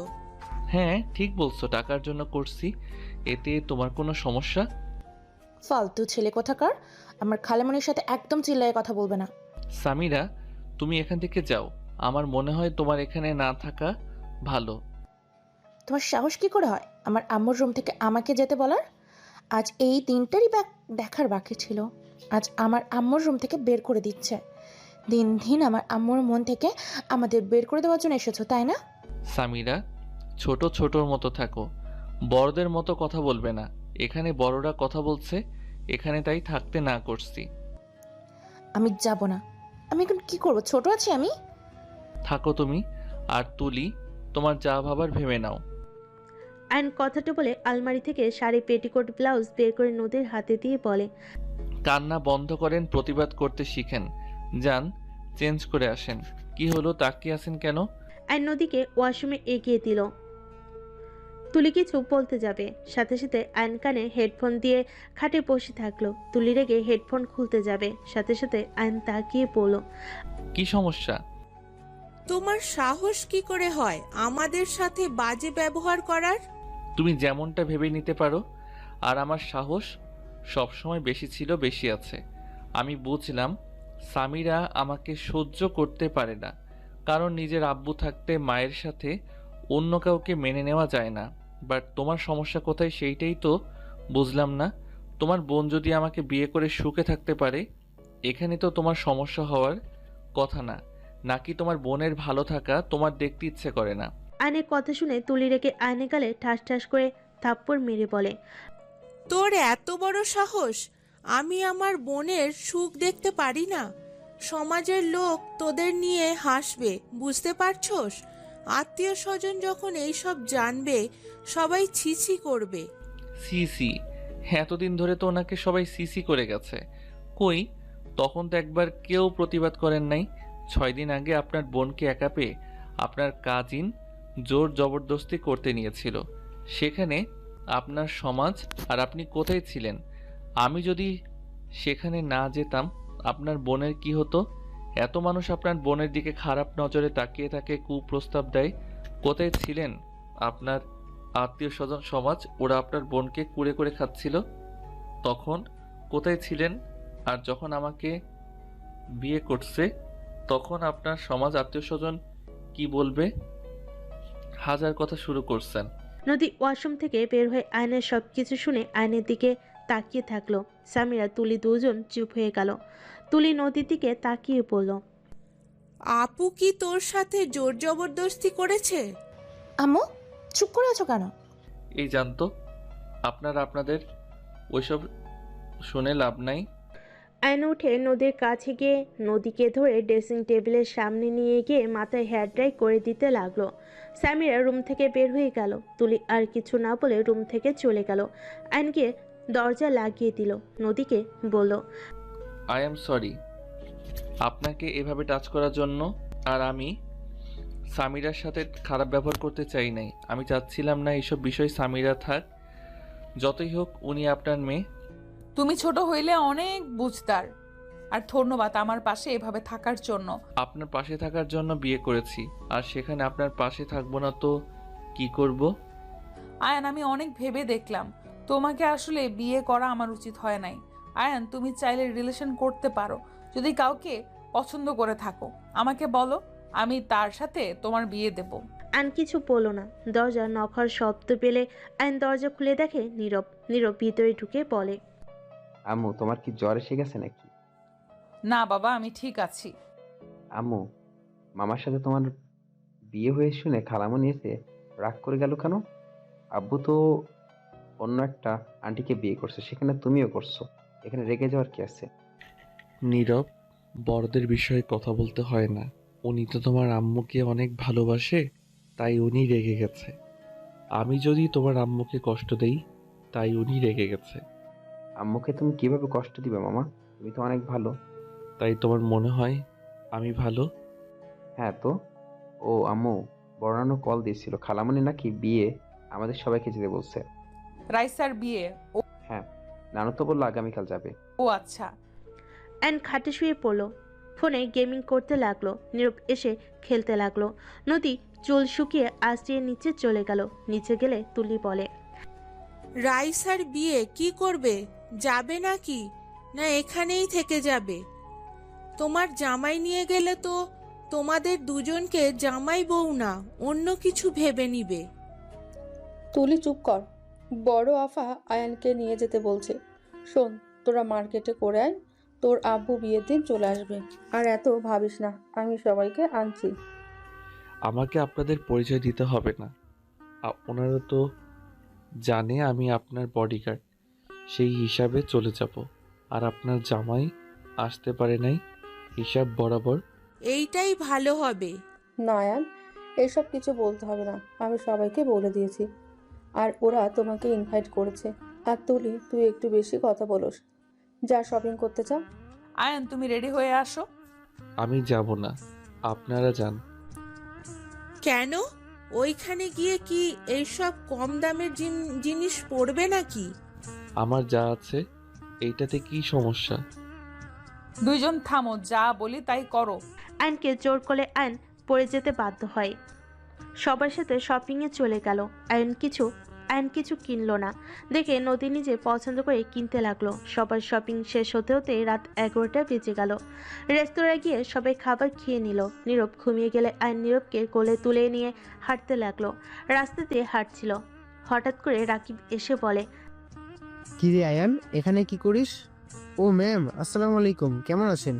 ওয়ালাইকুম সালাম। জি আলহামদুলিল্লাহ ভালো। তুমি ভালো আছো? জি। ও আয়ান, তোর সাথে দেখা হয়ে ভালোই হইলো। আয়ান, তোর চাচা কি করছে জানোস? জানার দরকার নাই। আতিয়াকে একটা বুড়ো লোকের সাথে বিয়ে ঠিক করেছে। কি? হ্যাঁ, ঋণ মেটাতে গিয়ে আতিয়াকে কাজে লাগাচ্ছে। রনিকে বলো আতিয়াকে নিয়ে পালিয়ে যেতে, বাকিটা আমি দেখে নিচ্ছি। রনি বেকার, এখন বিয়ে করলে ওর সংসার কিভাবে চলবে? আমার পরিচিত একজন আছে, উনি আমাকে জব দিতে চেয়েছিল, আমি না করে দিয়েছিলাম। ওইটা রনিকে দিয়ে দিব। তোদের যা বলি ওইটা কর, বেতন মোটামুটি ভালোই। ওকে, রনির সাথে তাহলে আমি কথা বলে দেখব। আচ্ছা থাক, নীরব ঘুমিয়ে গেছে, বাসায় যাব। আচ্ছা। আয়ন গাড়িতে গিয়ে উঠে পড়ল। আয়ন নীরবকে সামিরার কাছে বসিয়ে দিয়ে সামনে বসে পড়ল। নদী আয়নের পাশে বসলে আয়ন ড্রাইভিং করতে লাগলো। কিসের জব অফার এসেছিল? সুইটি ম্যাম আমাকে তার কাজে সাহায্য করার জন্য কাজ দিতে চাইছিল। সুইটি, এটা কবে বলছে? 10 দিন আগে। ও, বাট ওই তোমাকে দিতে চাইলেও রনিকে দিবে না। তার থেকে শোনো, আমাদের তো কোম্পানিতে মানুষ লাগবে, ওইখানে ইন্টারভিউ দিতে বলো। আচ্ছা দেখি। আয়ন ড্রাইভিং করে যেতে লাগলো। বাসার ভিতরে গাড়ি নিয়ে গেলে দেখে তুলি সামিরা অলরেডি ঘুমিয়ে গেছে। নদী দুজনকে ডাকতে লাগলো। তুলি উঠলো, সামিরা উঠল না। নীরবকে আয়ন কোলে নিল। সামিরাকে তুলি নদী ধরে নিয়ে যেতে লাগলো। নীরবকে আয়ন রুমে শুয়ে দিয়ে নিচে এসে দেখে সামিরাকে সোফায় শুয়ে দিয়ে রাখছে। সামিরা পড়ে যেতে নিবে, সাথে সাথে আয়ন টি টেবিলটা এগিয়ে দিল। নদী তুলি শপিং ব্যাগ নিয়ে আসলে আয়ন এগিয়ে গেলে তুলি, স্বামীরারগুলো আমি রেখে আসছি, তারপর ওকে রুমে রেখে আসি। আয়ান তুমি প্লিজ এগুলো রুমে নিয়ে যাও। আয়ন নদীর হাত থেকে সব শপিং ব্যাগ নিয়ে যেতে লাগলো। রুমে গিয়ে রেখে দিল। আয়ন ওয়াশরুমে গিয়ে ফ্রেশ হয়ে নিল। ওয়াশরুম থেকে বের হয়ে দেখে নদী ক্লান্ত হয়ে সোফায় বসে পড়েছে। মাথা ব্যথা করছে নাকি? হালকা। আপনি ফ্রেশ হয়ে ঘুমিয়ে যান। নদী উঠে ফ্রেশ হতে চলে গেল। আয়ন সোফায় শুয়ে পড়ল। সকালে নদীটাকে ঘুম ভাঙলো। আয়ন নদীর দিকে তাকিয়ে বলল, এত সকালে ডাকছেন কেন? দুইজন রেডি হয়ে নাও, বিছানার উপরে শার্ট প্যান্ট বের করে রাখছি, তাড়াতাড়ি পরো। এখন যাবেন নাকি? হ্যাঁ। আয়ন নীরব উঠে তাড়াতাড়ি দুজন রেডি হয়ে নিল। রেডি হয়ে লাগেজ নিয়ে নিচে নামলো। নিচে গিয়ে দেখে কেউ নেই। আর নীরব বসে থাকলো। নীরব তুলির রুমে গিয়ে দেখে সবাই সাজগোজ করে যাচ্ছে। নীরব নিচে এসে বলে, আমাদের রেডি হতে হতে আমাদের একটা ঘুম হয়ে যাবে। কি আর করবে, অপেক্ষা করা ছাড়া উপায় নেই। দুজন বসে গেম খেলতে লাগলো। 2 ঘন্টা পর তিনজন নিচে নামতে লাগলো। আয়ন পানি খেতে গ্লাস হাতে নিয়ে খেতে যাবে, সাথে সাথে সিঁড়ির দিকে চোখ গেল। আয়ন হা হয়ে তাকিয়ে নদীকে দেখে চোখ যেন ফেলতে পারছে না। তুলি আয়নকে বলে, সারাদিন তো দেখো, আবার ওদের সামনে হা করে তাকিয়ে আছো কেন? আয়ন সাথে সাথে গ্লাসে পানি নিয়ে খেতে লাগলো। অন্যদিকে ঘুরে আয়ন নদীর আম্মুকে দেখে বলে, মাশাআল্লাহ আন্টি, আপনাকে আর সামিরাকে ভালো লাগছে, আর দুইটাকে পেতনি পেতনি লাগছে। আয়নের কথা শুনে নদীর আম্মু সামিরা হাসতে লাগলো। আয়ন হাসতে লাগলো মিটিমিটি করে। তুলি নদী বুড়কুচকে তাকালো। নীরব বলে উঠল, খালামণি, আম্মু, তোমাদের নাকি পেতনির মতো লাগছে। তোর মামাকে ভূতের মতো লাগছে। আমি ভূত এইটা তো জানি, বাট আপনারা যে পেতনি এটাই তো জানেন না, তাই না নীরব? দুজন হাসতে লাগলো। তুলি রেগে যে মারতে যাবে আর নীরবকে নিয়ে লাগেজ নিয়ে দৌড়ে বের হয়ে গেল। দুজন গাড়ি থেকে উঠে বসলো। ওদের সবাইকে দেখে আইন গাড়ি থেকে নেমে লাগেজগুলো পিছনে রেখে দিল। আইন ড্রাইভারের পাশে গিয়ে বসলো। বাস কাউন্টারে গিয়ে বাসে উঠে পড়লো। নদী নীরব একসাথে বসতে গেলে নদীর আম্মু বলে, নীরব, নানু ভাই তুমি আমার কাছে এসে বসো। আমি আপনার কাছে বসি, এইখানে বসে থাক। তুমি নদীর কাছে বসো। নীরব এসে নদীর আম্মুর কাছে গিয়ে বসলো। আইন উপায় না পেয়ে নদীর কাছে গিয়ে বসলো। আইন ফোনে গেম খেলতে লাগলো। নীরব আইনের কাছে আসলে আইন নীরবকে কোলে বসিয়ে দিল। নীরব আয়নের সাথে বসে গেম খেলতে লাগলো। সারাদিন জার্নি করে সন্ধ্যার দিকে সবাই নেমে পড়লো। গাড়ি এসে আইনদের রিসিভ করে নিয়ে যেতে লাগলো। একটা বাড়ির সামনে গিয়ে গাড়ি থামালো। সবাই নেমে পড়লো। নদীর খালামণি আইনদের কাছে এসে কুশল বিনিময় করলো। আইন সালাম দিয়ে কুশল বিনিময় করে তাদের সাথে যেতে লাগলো। বাসার ভিতরে গেলে সবার সাথে আইন কুশল বিনিময় করতে লাগলো। হঠাৎ করে একজন লোককে দেখে নীরব দৌড়ে গিয়ে জড়িয়ে ধরে বলল, আব্বু। আইন অবাক হয়ে গেল। নীরবকে লোকটা কোলে নিয়ে চুমু দিয়ে কথা বলতেই সামিরার দিকে তাকিয়ে বলে, সামিরা মা, কেমন আছোস? সামিরাকে জড়িয়ে ধরতে চাইলে সামিরা লাগেজ নিয়ে সাইড কেটে চলে গেল। আইন নদীর কানে কানে বলে, এইটা আপনার এক্স হাজবেন্ড নাকি? নদীর এক্স হাজবেন্ড রায়হান কাছে এসে নদীর আম্মুকে সালাম দিল। তুলি কেমন আছোস? ভালো ভাইয়া, তুমি কেমন আছো? কি ব্যাপার, ভাবিকে দেখছি না? এই মনে হয় রুমে আসে। ও আচ্ছা, থাকো, আমিও যাই। নদী রায়হানের দিকে না তাকিয়ে অন্যদের সাথে কথা বলতে লাগলো। নদীর খালামণি বলে, নদী, জামাইকে নিয়ে রুমে যা। এইভাবে কতক্ষণ দাঁড়িয়ে থাকবে? নদী আয়নের হাত ধরে নিয়ে যেতে লাগলো। নদী কিছু আত্মীয় স্বজন হাসতে হাসতে বলে, আফা, নদীকে কার সাথে বিয়ে দিয়েছো? এ তো ছোট্ট একটা বাচ্চা ছেলে, দেখে মনে হয় ভাই বোন। কথাগুলো বলে হাসতে লাগলো। রায়ন কথাগুলো শুনে চলে গেল। নদীর আম্মু বলে ওঠে, ছোট হলে আমার মেয়ের জামাই অনেক বুদ্ধিমান আর অনেক ভালো। আমার মেয়ে যার সাথে সুখে থাকবে তার সাথে বিয়ে দিয়েছি। একজন বলে ওঠে, কতবার বললাম আমার ছেলের সাথে নিতে চাইলাম, তোর মেয়ে তো রাজি হলো না। আর কচি ছেলে দেখে একদম বিয়ে করে ফেললো, আমাদের দাওয়াতও দিলি না। নদীর খালামণি বলে, দেখেন, এইসব কথা বাদ দেন। ওদের সমস্যা না হইলে আপনাদের সমস্যা থাকার কথা না। নাহিদা, তুই রুমে যা। নদীর আম্মু আর কিছু না বলে চলে গেল। এদিকে আয়ন নদীর রুমে গেলে আয়ন বলে, আপনার স্বামী এখানে কি করে? ওই আমার মেজো খালামণির ছেলে। ও আপনার কাজিন ছিলেন? হ্যাঁ আয়ান, ওর বিষয়ে প্লিজ আর কিছু জিজ্ঞেস করো না। ওকে। ওইদিকে ওয়াশরুম ফ্রেশ হয়ে নাও, আমি একটু আমার বোনদের সাথে দেখা করে আসি। নদী চলে গেল। হঠাৎ রায়নের সাথে দেখা হলে রায়হান বলে ওঠে, কচি জিনিস থেকে লোক সামলাতে পারো নাই না কে? একেবারে কচি ছেলেকে বিয়ে করে ফেললে। নীরব, তুমি তোমার মামার কাছে যাও। আব্বু, কোচ জিনিস কি? কচি জিনিসটাই কি তোমার আম্মু ভালো বলতে পারবে। নীরব, তোমাকে যেতে বলছি না? নদীর কথা শুনে নীরব নেমে চলে গেল। রায়ন নদীকে আরো বাজে কথা বললে রায়নের গালে নদী থাপ্পড় মেরে বলে, তোর মন কোনোদিন ঠিক হবে না। যেমন আগে নোংরা মানসিকতা ছিল, এখনো সেইম আছে। সবাইকে নিজের মতো ভাবিস না, নিজে ভালো হয়ে অন্য কাউকে খারাপ কথা বলিস। আর কতটা নির্লজ্জ তুই! কতবার বলছি আমার সাথে কথা বলবি না, কিন্তু তুই একবারই কথা বলতে আসস। যত সব। নদীর থাপ্পড় খেয়ে রায়হানের রাগ উঠে গেল। রায়হান নদীর চুলের মুঠি ধরে নদীর হাত ধরে বলতে লাগলো, রায়হান, আমার চুল ছাড়, ব্যথা লাগছে কিন্তু। তোমার সাহস কি করে হয় আমার গায়ে হাত তোলার? অনেক সাহস বেড়ে গিয়েছে, তাই না? রায়হান নদীর গালে থাপ্পড় মারতে যাবে, সাথে সাথে রায়হানের বউ এসে হাত ধরে বলে, ছি, এসব কি করছেন? উনি আপনার এখন স্ত্রী না যে ওনার গায়ে হাত দেবেন, ওনাকে ছাড়েন। রায়হান ওর স্ত্রীর কথা শুনে নদীকে ছেড়ে ওর স্ত্রীকে মারতে লাগলো। আয়ন রুমের বাইরে এসে নীরবের সাথে হাঁটতে কিছু দূর এসে এই অবস্থা দেখে নীরব ভয় পেয়ে গেল। নদী রায়হানকে বলল, ওকে ছাড় বলছি রায়হান। আমাদের মাঝে তুই আসবি না। নদীকে ধাক্কা দিলে দৌড়ে গিয়ে আয়ন নদীকে ধরে ফেল। রায়হান ওর স্ত্রীর পেটে লাথি দিতে যাবে, সাথে সাথে আয়ন টান দিয়ে ওর স্ত্রীকে সরিয়ে নিল। রায়হান রেগে গিয়ে আয়নের কলার চেপে ধরলে আয়নের রাগ উঠে গেল। রায়হানের স্ত্রী নদী রায়হানকে ধরে বলে, প্লিজ ওনাকে ছেড়ে দিন। রায়হান, আমার স্বামীর কলার ছাড় বলছি। আম্মু আমাকে ছেড়ে দাও।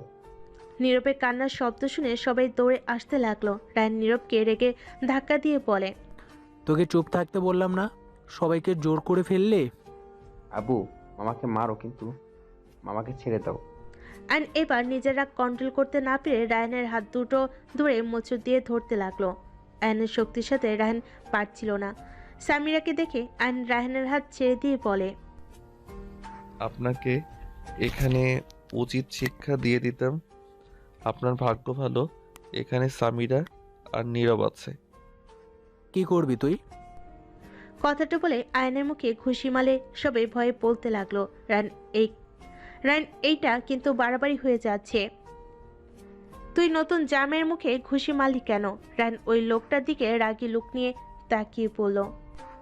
কেন, ওই কি আপনার জামাই নাকি যে এত মায়া লাগছে? ছি, এইসব কি যাতা বলছেন? মুখের ভাষা এত জঘন্য কেন আপনার? দেখেন, আপনার মাত্রার ভিতরে থাকেন, না হইলে কিন্তু আপনার কপালে দুঃখ আছে। কি করবি তুই কর। আয়নকে ধাক্কাতে লাগলো। সামিরা রেগে রায়হানকে ধাক্কা দিয়ে বলল, খবরদার, আপনি আমার আব্বুর গায়ে হাত দিবেন না। আপনি একজন জঘন্য মানুষ। আপনার লজ্জা শরম নাই? সবসময় খালি ঝামেলা করেন, নেশাখোর কোথাকার। আপনার ধারণাও নেই আমার আব্বু আপনাকে মারলে আপনার কি হতে পারে। আপনি এমন জঘন্য মানুষ, যেখানে দেখছেন নীরব ভয় কান্না করছে, আর আপনার সেদিকে কোনো খবরই নেই। উল্টা নীরবকে ধাক্কা দিচ্ছেন। এত জঘন্য আপনি। সামিরার মুখে আব্বু ডাক শুনে আয়ন অবাক হয়ে গেল।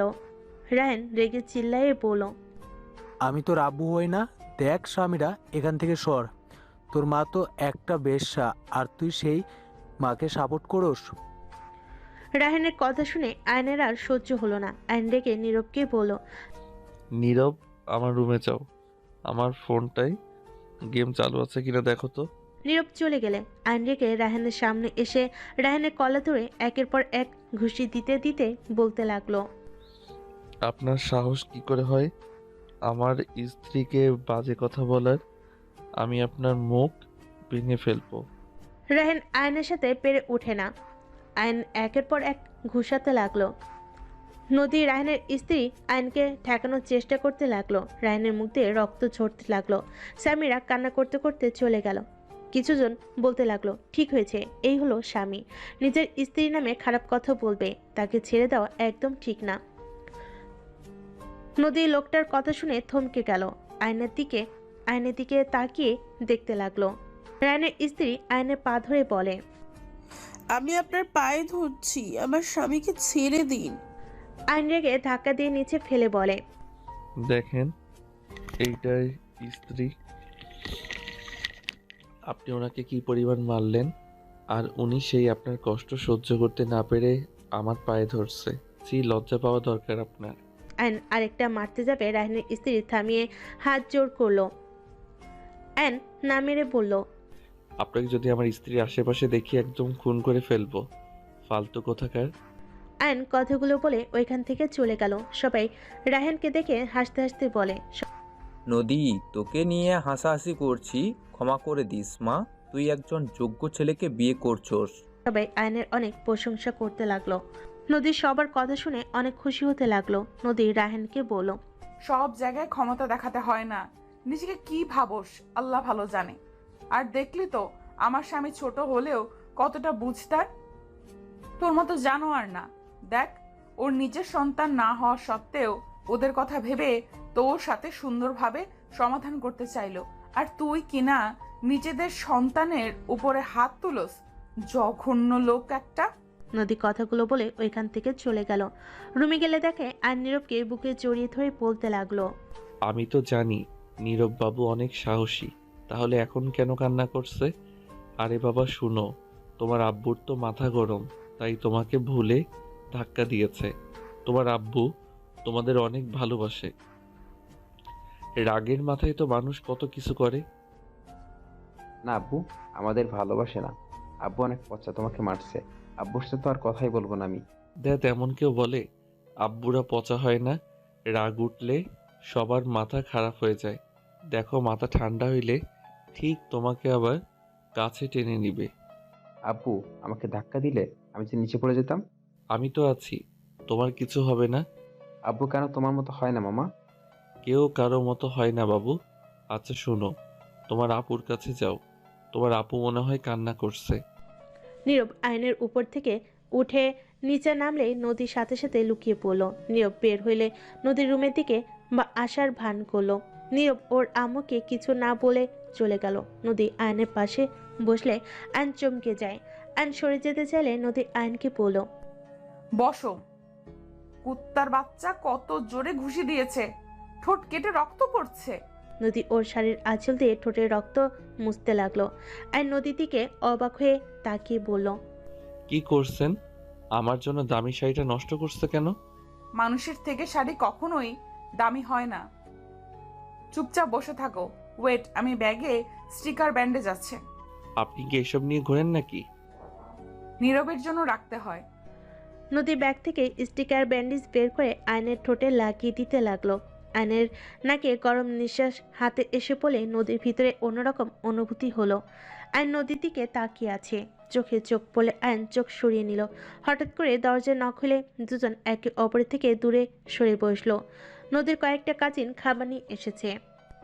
টেবিল ওপর রাখতে রাখতে বলে, বাহ দুলা ভাই, আপনি দেখতে যেমন স্মার্ট তেমনই গুড লুকিং, তেমন ফাইটিংও তো ভালোই জানেন, একদম সিনেমার হিরোদের মতন। কথাগুলো বলে হাসতে লাগলো। আরেকজন বলে, ভাইয়া আপনার কোনো ভাই নেই? না কেন? মেয়েটা মন খারাপ করে বলে, না মানে তাহলে আমি একটু আপনার ভাইয়ের সাথে প্রেম করতাম। আপু তুমি আবার আমাদের মাঝে এসো না, আমরা দুলা ভাই শালিকা যা ইচ্ছা বলবো চুপ করে শুনবে। অনেক পাকনা হয়ে গেছস। নদীর কথা শুনে বলে, ওই একটু একটু যাই হোক ভাইয়া, আপু তোমাদের জন্য ফুপি খাবার দিয়েছে, খেয়ে নাও।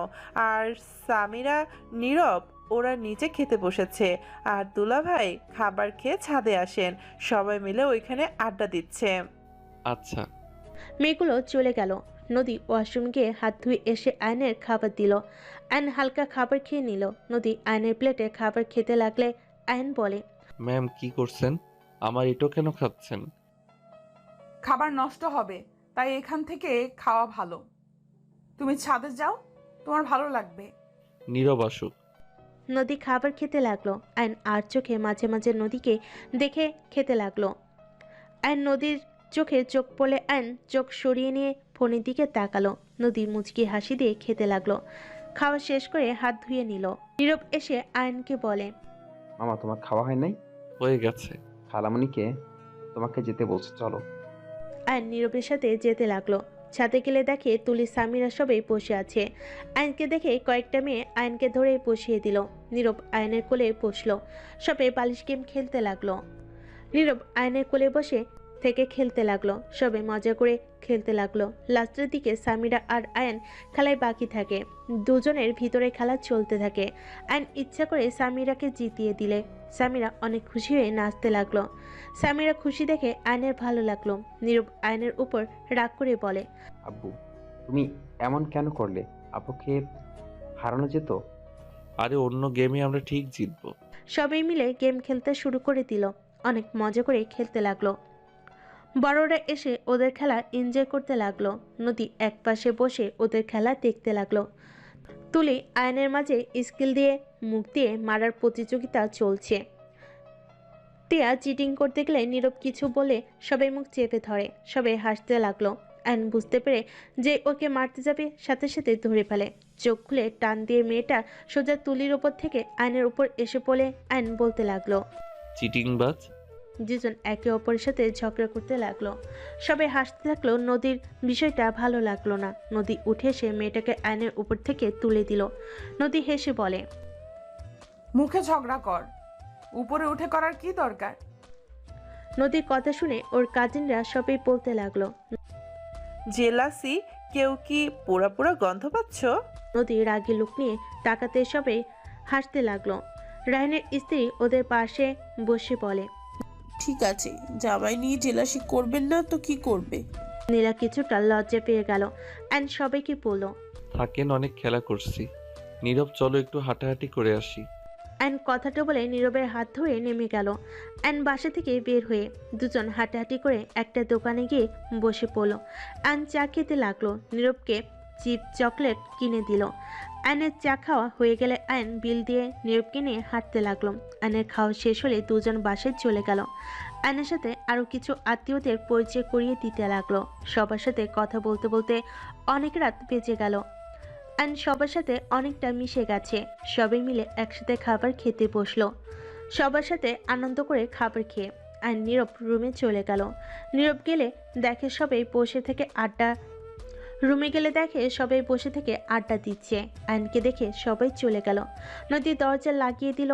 অ্যান নীরবকে শুইয়ে দিয়ে নদীকে বলল, আমি কোথায় ঘুমাবো? এই রুমে তো সোফাও নাই। নীরবের পাশে ঘুমাও। আপনাদের সাথে এইটা কেমন দেখায়? সমস্যা কি, ঘুমাও। আইন আর কিছু বলল না। আইন নীরবের পাশে শুয়ে পড়লে নীরব আইনকে জড়িয়ে ধরে ঘুমালো। সকালে আজানের শব্দ কানে আসলেই ঘুম ভেঙে গেল। নদী লাইট জ্বালিয়ে দেখে আইন নীরব একে অপরকে জড়িয়ে ধরে বাচ্চাদের মতো করে ঘুমাচ্ছে। নদীর মুখে মুচকি হাসি রেখা ফুটে উঠল। লাইটের আলোতে আইনের ঘুম ভেঙে গেল। তাকিয়ে দেখে নদী তাকিয়ে আছে। নদী আইনকে দেখে সাথে সাথে চোখ সরিয়ে নিল। আইন বলে উঠল, কিছু হয়েছে কি? না, নামাজ পড়বে না। হ্যাঁ। নদী আইন দুজন উঠে ফ্রেশ হয়ে একসাথে অজু করে নিল। আইন রুম থেকে বের হয়ে মসজিদে চলে গেল। মসজিদ থেকে নামাজ পড়ে এসে দেখে নদীর খালু একা কাজ করছে। আইন গিয়ে তাকে সাহায্য করতে গেলে নদীর খালু বলে, বাবা তুমি যাও, রেস্ট নাও, কাজ করতে হবে না। আঙ্কেল, আপনি একা করছেন, এইটা দেখতে ভালো লাগছে না। আর রাইসা আপু তো আমার বোনের মতো, তাই বোনের বিয়েতে ভাই হিসেবে তো কাজ করতেই পারি, তাই না? আইনের কথা শুনে নদীর খালু হাসে। আর কিছু বলতে পারলো না। আইন কাজে সাহায্য করতে লাগলো। আইন সারাদিন অনেক কাজ করতে লাগলো। আইনকে দেখে সবাই অনেক প্রশংসা করতে লাগলো। নদীর আম্মুকে একজন বলে, নাহিদা, তোর জামাইটা আসলে অনেক ভালো। সেই সকাল থেকে কাজ করছে। কতবার সবাই না করলো, কারো কথা শুনলো না। বলে বোনের বিয়েতে ভাই কাজ করবে না তো কে করবে। কত সুন্দর করে কথা বলে। এই সময় এমন ছেলে পাওয়া ভাগ্যের ব্যাপার। শোন, এমন আর কোনো ছেলে পাইলে আমাকে বলিস তো। আরও আরেকজন আইনের প্রশংসা করতে লাগলো। আইন বাসার ভিতর ঢুকলে রাইসা বলে, এই যে ভাইজান, শুধু বোনের বিয়েতে কাজ করলে হবে? খাবারটাও তো খেতে হবে নাকি? রাইসার কথা শুনে আইন হেসে দিয়ে বলল, খাওয়ার উপরেই তো আছি, আর কত খাবো? পেট ফেটে যাবে। আর এতগুলো শালিকা থাকলে কোনো দুলাভাই না খেয়ে থাকতে পারবে নাকি? আইনের কথা শুনে সবাই হাসতে লাগলো। নীরব এসে বলে, আমার তুমি সারাদিন খালি কাজ করছো, আমাকে একটু সময় দিচ্ছ না, আমার কিন্তু ভালো লাগছে না। আরে বাবা, আই এম সরি, আমার কাজ হয়ে গেছে। আপনাকে নিয়ে বের হব জন্যই তো আসলাম। আমি জাস্ট খালুর সাথে কথা বলে আসি, প্লিজ প্লিজ। নীরব, চলো আমি তোমাকে ঘুরতে নিয়ে যাই। না, আমি আমার সাথে যাব। রায়হান রেগে গেলে ধমক দিলে আয়নের মেজাজ গরম হয়ে গেল। আয়ন রেগে বলল, এই আপনার সমস্যা কি? বাচ্চাদের সাথে নরম কণ্ঠে কথা বলতে পারেন না? যত সব। আমার ছেলের সাথে কেমন ব্যবহার করব সেটা আমার একান্ত ব্যক্তিগত ব্যাপার। তোমার থেকে কি আমাকে শিখতে হবে নাকি? জন্ম দিলেই বাবা হওয়া চায় না। সামিরার কথা শুনে রায়হান চুপ হয়ে গেল। আইন নীরবের হাত ধরে নিয়ে গেল। খালুর সাথে কথা বলে আইন রুমে চলে গেল। গোসল করে ফ্রেশ হয়ে নীরবকে নিয়ে বের হয়ে গেল। রাত 11টার দিকে বাসে আসলো। রুমে গেলে আরও কিছু আত্মীয়দের সাথে পরিচয় করিয়ে দিল। আইন রুমে যেতে যেতেই ভাবতে লাগলো, বাবারে বাবা, এত আত্মীয় স্বজন। ভাবতে ভাবতে রুমে গেলে দেখে রুম ভর্তি মানুষজন। আয়নকে দেখে একটা মেয়ে বলে, নীরব, এই ছেলেটা কে? এই ছেলে এখানে কি করো? যাও। আয়ন কিছু বলতে যাবে, সাথে সাথে সামিরা বলে, খালামণি, উনি আমার আব্বু হয়। আব্বু, তুমি আসো। আম্মু মনে হয় বড় খালামণিদের সাথে হাঁটতে দিচ্ছে। ও আচ্ছা। আয়ন রুমে গিয়ে ওয়াশরুমে চলে গেল। কয়েকটা মেয়ে হা করে তাকিয়ে বলে, কি বললি? এটা তোর নতুন আব্বু? ছোট ভাবছিলাম, বাট চকলেটের ডিব্বা। একজন থাপ্পড় দিয়ে বলে, আপু শুনলে না, তোর খবর আছে। মেয়েটা বলে, আপুর চয়েস অনেক ভালো। এই সামিরা, তোর আব্বুকে বলিস তো আরেকটা বিয়ে করবে নাকি? মেয়েটার কথা শুনে সবাই হা করে তাকালে সামিরা বলে, খালামণি, লুচ্চামি বাদ দাও। আমার আব্বু এরকম না। আমার আব্বুর সাথে ভাব নিতে যাও না। আপু বলে ডাকা শুরু করবে। রূপা খালামণি আব্বুকে প্রপোজ করেছিল। আব্বু সেই যে আপু বলা শুরু করেছে। কথাটা বলে সবাই হাসতে লাগলো। রূপা বলে, কি রে, তুই কিভাবে জানলি? সামিরা হাসতে হাসতে বলে, আমি ওইখান দিয়ে যাচ্ছিলাম। আমি দেখতে চেয়েছিলাম আব্বু কি করে। আমি তো ভেবেছিলাম অন্য ছেলের মতো করবে, বাট সব উল্টা। সামিরা, তুই একটু পাকনা হয়ে যাচ্ছিস না? উফ খালামণি, ক্লাস 9-এ উঠেছি, এখন কি ছোট আছি নাকি? আয়ন ওয়াশরুম থেকে বের হয়ে সামিরার কথা শুনে আয়ান বলল, সামিরা, তুমি বড়দের মাঝে কি করো? তোমার কাজিনদের সাথে ঘুরতে পারো না? আচ্ছা যাচ্ছি। সামিরা চলে গেল। আয়ন রুম থেকে বের হতে গেলে একটা মেয়ে আয়নের হাত ধরে আয়ন হাত ছাড়িয়ে নিয়ে বলে, আপু কিছু বলবেন? মেয়েটাও বলে, আমাদের সাথে আড্ডা দাও। কোথায় যাচ্ছ? আপনারা দেন, পরে কথা হবে। আয়ন কথাটা বলে রুম থেকে বের হয়ে গেল। বাকি মেয়েরা সবাই হাসতে লাগলো। মেয়েটা মুখ ভেঙচি দিয়ে বলে, ফালতু কথা বলিস না, ও বড় আপুর জামাই, ভুলে যাস না। এই দুলা ভাই, শালাকে তো পটিয়ে ছাড়বো। মেয়েটা বলে, আরে আমি মজা করছি। এদিকে আয়ন সাদে চলে গেল। সাদে গেলে দেখে নদীর সবাই বসে থেকে কথা বলছে। আয়নকে দেখে একজন ডাক দিল। আয়ন এগিয়ে গিয়ে সালাম দিল। নদী বসতে বলে বসলো। নদী সবার সাথে পরিচয় করিয়ে দিল। রায়হানের স্ত্রী এসে আয়নকে বলল, আয়ান, তোমাকে খালু ডাকছে। আয়ন নিচে চলে গেল। খালু রুমে গিয়ে কথা বলতে লাগলো। নদীর কাজিনদের সাথে মিলে সব কাজ বুঝিয়ে নিল। সবাই আয়নের সাথে পরিচয় হয়ে নিল। আয়ন সবার সাথে চলে গেল। রাত 12টার দিকে আয়ন রুমে গেলে দেখে খাটের উপর দিয়ে নিচ দিয়ে শুয়ে পড়ছে সবাই। নদী আয়নকে বলল, আয়ান এখানে শুয়ে পড়ো। কি বলছেন? আপু শুয়ে পড়ো, পরে এই জায়গার পাবে না কিন্তু। ছাদে গিয়ে ঠান্ডায় শুয়ে থাকতে হবে। সেই জায়গাও পাবে কিনা সন্দেহ। কি ভাবছো? আসো। নীরব কোথায়? ওর কাজিন নানিদের সাথে শুয়ে পড়ছে অন্য রুমে। ও আচ্ছা। আয়নের কিছুটা শরম লাগতে লাগলো। নদী কিছু কাজিনরা বলে, আরে তোলা ভাই, এত লজ্জা কেন? শুয়ে পড়েন, বিয়ে বাড়িতে এমনই তো মজা। আইন উপায় না পেয়ে নদীর পাশে শুয়ে পড়লো। আরেকটা ছেলে এসে বলল, এখানে তো একটু জায়গা আছে, আমি দুলাভাইয়ের পাশে শুয়ে পড়লাম। ছেলেটা আয়ানের পাশে শুয়ে পড়লে আয়ানের নদীর সাথে টাচ করলে আয়ান কিছুটা ভয় পেতে লাগলো। আয়ান একটু দূরে থাকার চেষ্টা করতে লাগলো। নদী আয়ানের ব্যাপারটা বুঝতে পেরে বলল, স্বাভাবিকভাবে সও। পাশের ছেলেটা বলে, এই দুলাভাই এমন করেন কেন? এমন করছেন মনে হয়। আপু আপনার বউ না, অন্য পর নারী বাসর করেন নাই নাকি যে এমন ভাব করছেন? ছেলেটার কথা শুনে আয়নের মেজাজ গরম হয়ে গেল। কি যাতা বলছেন? এখানে ভাগ্নি মেয়েরা আছে, চোখ দিয়ে দেখে কথা বলেন। আয়নের কথা শুনে ছেলেটার কিছুটা লজ্জা পেয়ে গেল। সামিরা নদীকে জড়িয়ে ধরে ঘুমালো। নদী সামিরার মাথায় হাত বুলিয়ে দিতে লাগলো। আয়ন ছেলেটার দিকে ঘুরে শুয়ে থাকলো। সামিরা ঘুমিয়ে গেলে নদী আয়নের দিকে ঘুরে নিজের দিক করে শুয়ে দিল। আয়ন অবাক হয়ে গেল। নদী আয়নের হাতটা পেটের উপর রাখলো। আয়ন কেঁপে উঠল। কাঁথার নিচে এমন কাণ্ড দেখে আয়ন ঢোক গিলতে লাগলো। আয়নের দম যেন বের হয়ে যাওয়ার মতো অবস্থা। নদী আয়নের কানে ফিসফিস করে বলল, স্বাভাবিকভাবে ঘুমাও। আমি তোমার স্ত্রী, অন্য কেউ না যে এইভাবে দূরে দূরে থাকার চেষ্টা করবে। নদীর কথা শুনে অ্যান কিছুটা সাহস পেল। অ্যান আস্তে আস্তে বলল, আপনি রাগ করবেন না? রাগ কেন করব? পাশের ছেলেটা বলে, দেখ ফিস করে করো না তো, ঘুমাতে দাও। আর দুলাভাই যান, বউকে জড়িয়ে ধরে ঘুমান, তাও ফিস করেন না। অ্যানকে ধাক্কা দিলে অ্যান সোজা নদীর উপর গিয়ে পড়ে। নদীর কাছাকাছি আসতেই দুজনের নিঃশ্বাস ভারী হতে লাগলো। সামিরা নড়ে উঠল। অ্যান ঠিক হয়ে শুয়ে পড়ল। নদী আয়নের বুকে মাথা রেখে চোখ বন্ধ করে ফেলল। অ্যান যেন বরফের মতো জমে যেতে লাগলো। অ্যান অনেক কষ্টে ঘুমিয়ে গেল। সকালে ঘুম ভাঙলে আয়ান নদী একে অপরকে জড়িয়ে ধরে ঘুমিয়ে আছে। সবার হাসির শব্দ শুনে সামনের দিকে তাকালে দেখে সবাই উঠে পড়েছে, সাজগোজ করছে। সামিরাকে দেখে আয়ন বেশ লজ্জা পেয়ে গেল। তাড়াতাড়ি করে নদীকে সরিয়ে দিয়ে উঠে পড়ল। অ্যানকে এভাবে উঠতে দেখে সবাই হা হয়ে গেল। নদীর ঘুম ভেঙে গেল। অ্যান তাড়াতাড়ি ওয়াশরুমে গিয়ে ফ্রেশ হয়ে রুম থেকে বের হয়ে গেল। নদী তাড়াতাড়ি করে ওয়াশরুমে চলে গেল। অ্যান নিচে গিয়ে সবার সাথে বসে কথা বলতে লাগলো। নির্বেশে আয়নের কোলে বসে পড়ল। সবার সাথে আড্ডা দিয়ে গায়ে হলুদ দেওয়ার জন্য সবার সাথে পাঞ্জাবি পায়জামা পরে রেডি হয়ে নিল। গায়ে হলুদের অনুষ্ঠান করা শেষ করে রাতে আয়ান নীরবের সাথে সবাই বসে আড্ডা দিতে লাগলো।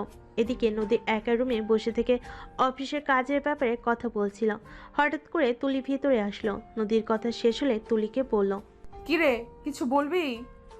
আপু, সত্যি করে বলবে, আয়ান আর তুমি কি একসাথে ঘুমাও না? হঠাৎ এই প্রশ্ন কেন? না মানে আমার কেন জানি গতকাল রাতে দেখে মনে হচ্ছে তুমি আয়ান একসাথে ঘুমাও না। আয়ান গতকাল রাতে অকওয়ার্ড ফিল করছিল। আপু, তোমরা কি বাসর করো নাই? আমি তোর বড় বোন, কি সব কথা বলস? আমি জানি, বাট আপু, তুমি কি আয়ানকে নিজের থেকে সরিয়ে রাখো নাকি? দেখো আপু, আয়ান অনেক ভালো ছেলে। স্বামীরা নীরবকে নিজের সন্তানের মতো করে ভালোবাসে। ওইটুকু ছেলে সবকিছু কত সুন্দর করে মানিয়ে নিয়েছে, অথচ তোমাকে টাচ করার সাহস পায় না। রাতে স্পষ্ট আমি দেখেছি ওর চোখে মুখে ভয়ের ছাপ ছিল। দেখো আপু, আমি রাগের মাথায় সেই দিন তোমাকে অনেক কিছু বলেছি। আমি সেই তোমাকে বলছি, সময় থাকতে আয়ানকে নিজের করে নাও। ও ছেলে মানুষ, নিজেকে অনেকটাই কন্ট্রোল করে।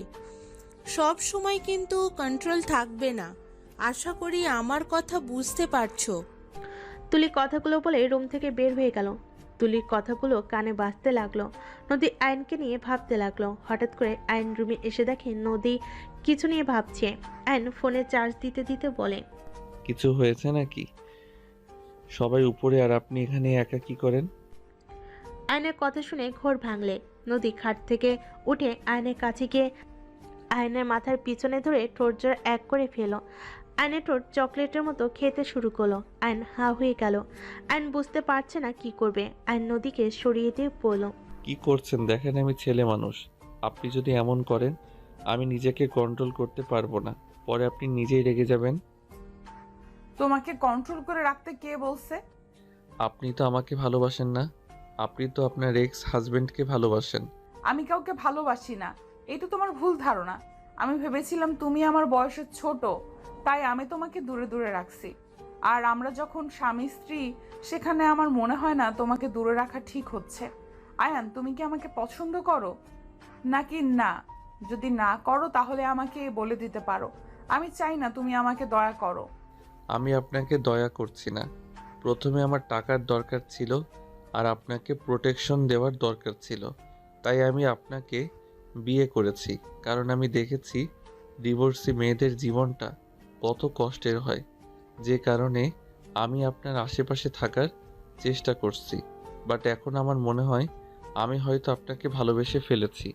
হয়তো স্বামী স্ত্রী পবিত্র সম্পর্কের জন্য হয়তো আল্লাহ আপনার প্রতি আমার ভালোবাসা সৃষ্টি করে দিয়েছে। তার মানে তুমি আমাকে ভালোবাসো, তাহলে আগে কেন বলো নাই? আপনি যদি থাপ্পড় মেরে দিতেন বা রিজেক্ট করতেন তাহলে মনটা ভেঙে গোড়া হয়ে যেত। আয়নের কথা বলার স্টাইল দেখে নদী ফিক করে হেসে দিল। আয়ন মুগ্ধ নয়নে তাকিয়ে বলল, আপনার হাসিটা অনেক সুন্দর, মন চায় সব সময় দেখতে। তাই না ফাজিল একটা? দেখি আমাকে জড়িয়ে ধরতে পারো কিনা। নদীর কথা শুনে আয়ন তাড়াতাড়ি করে গিয়ে নদীকে শক্ত করে জড়িয়ে ধরে। নদী আয়নের কানে হালকা করে কামড় দিলে আয়ন দুষ্টামি করে নদীর ঠোঁট জোড়া নিজের দখলে নিয়ে নিল। নদীর কোমরটা নিজের সাথে শক্ত করে জড়িয়ে ধরল। নদীর ঠোঁট ছেড়ে গলায় কিস করতে যাবে, সাথে সাথে দরজা খুলে সাথে সাথে আয়ন নদীকে ছেড়ে দিল। ঘুরে তাকাতে নদীর কাজিনরা বলে ওঠে, সরি, আমরা কিছু দেখি নাই, আমরা অন্ধ। আফা কোনো দিক দরজা। কথাগুলো বলে হাসতে লাগলো। নদী আয়ন লজ্জায় লাল হয়ে যেতে লাগলো। ওর কাজিনরা হেসে ভিতরে ঢুকলো। আয়ন তাড়াতাড়ি করে রুম থেকে বের হয়ে গেল। ছাদে গেলে নীরব সবার সামনে বসে বলে, মামা তোমার লিপস্টিকের মতো লাগছে, এটা কিভাবে লাগালো? নীরবের কথা শুনে আয়ন লজ্জা পেয়ে গেল। সবাই মিটিমিটি হাসতে লাগলো। আয়ন তাড়াতাড়ি করে মুছতে লাগলো। নদীকে ধরে ওর কাজিনরা নিয়ে আসতে লাগলো। একটা মেয়ে বলে, তুমি বুঝবে, নীরব বড় হও। নদীকে লজ্জা পেতে দেখে রায়হানের রাগ হতে লাগলো। রায়হান বলে উঠে, বেহার দল একটা। কথাটা বলে নিচে চলে গেল। সামিরা কানে হেডফোন দিয়ে থাকলো। নীরব নদীর কাছে গিয়ে বসলো। সবাই নিচে চলে গেল। নিচে গিয়ে গান বাজনা করতে লাগলো। আয়নকে ধাক্কা দিয়ে মধ্যে পাঠিয়ে বলে, দুলাভাই অনেকক্ষণ বসে থাকছেন, এবার নাচেন। আমি তো পারি না। তোমাকে তো অনুষ্ঠানে নাচতে দেখেছিলাম।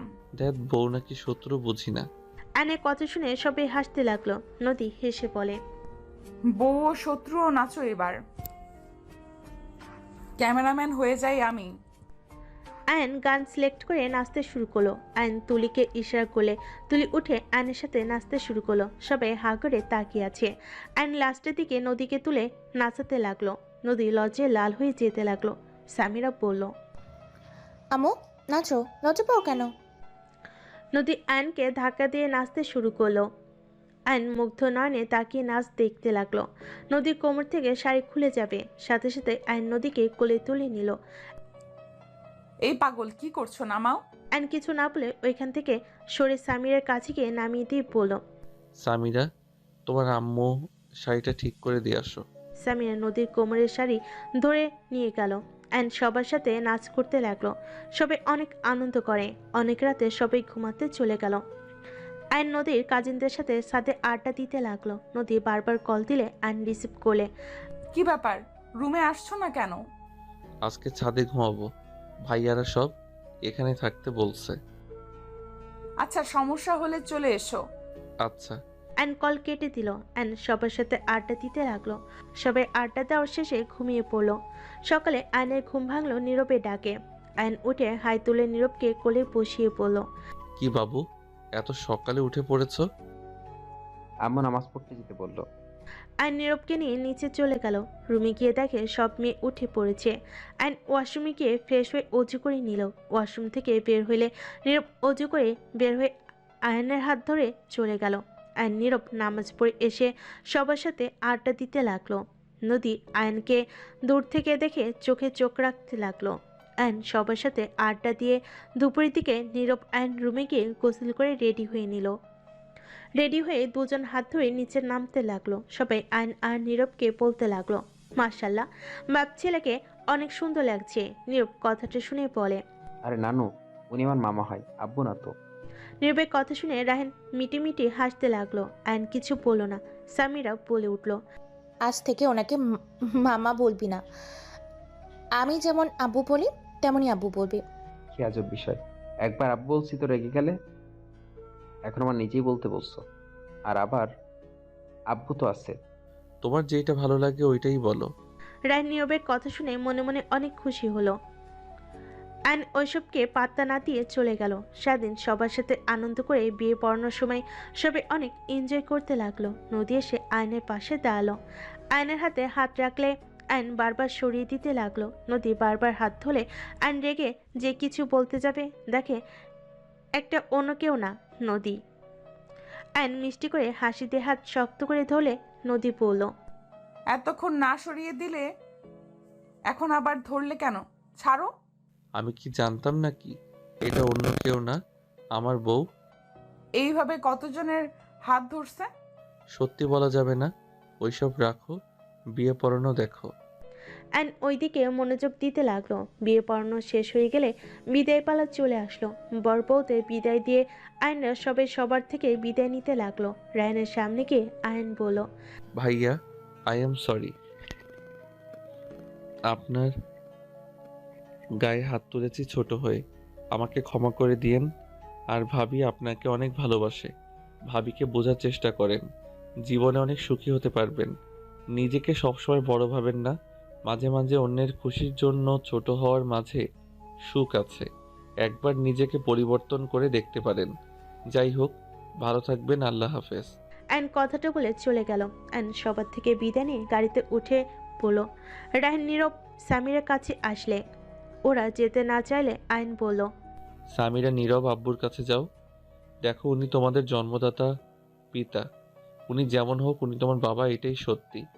বাবা মাকে সম্মান করাই হলো সন্তানদের কর্তব্য। যাও। আয়নের কথা শুনে সামিরা নীরব একবার আয়নের দিকে তাকিয়ে রায়হানের কাছে গেল। রায়ন ওদের জড়িয়ে ধরে আদর করতে লাগলো। রায়ন আয়নের কাছে এসে ওদের দুই হাত আয়নের হাতে দিয়ে বলল, তুমি আমার ছোট হয়ে আমাকে অনেক কিছু শিখিয়ে দিয়েছো। তুমি সত্যি বলছো, জন্ম দিলে বাবা হওয়া যায় না। আয়ান আমার দুই সন্তানকে আমি ঠিকভাবে ভালোবাসতে পারি নাই। তোমার হাতে ওদের তুলে দিলাম। ওদের কখনোই কষ্ট দিও না।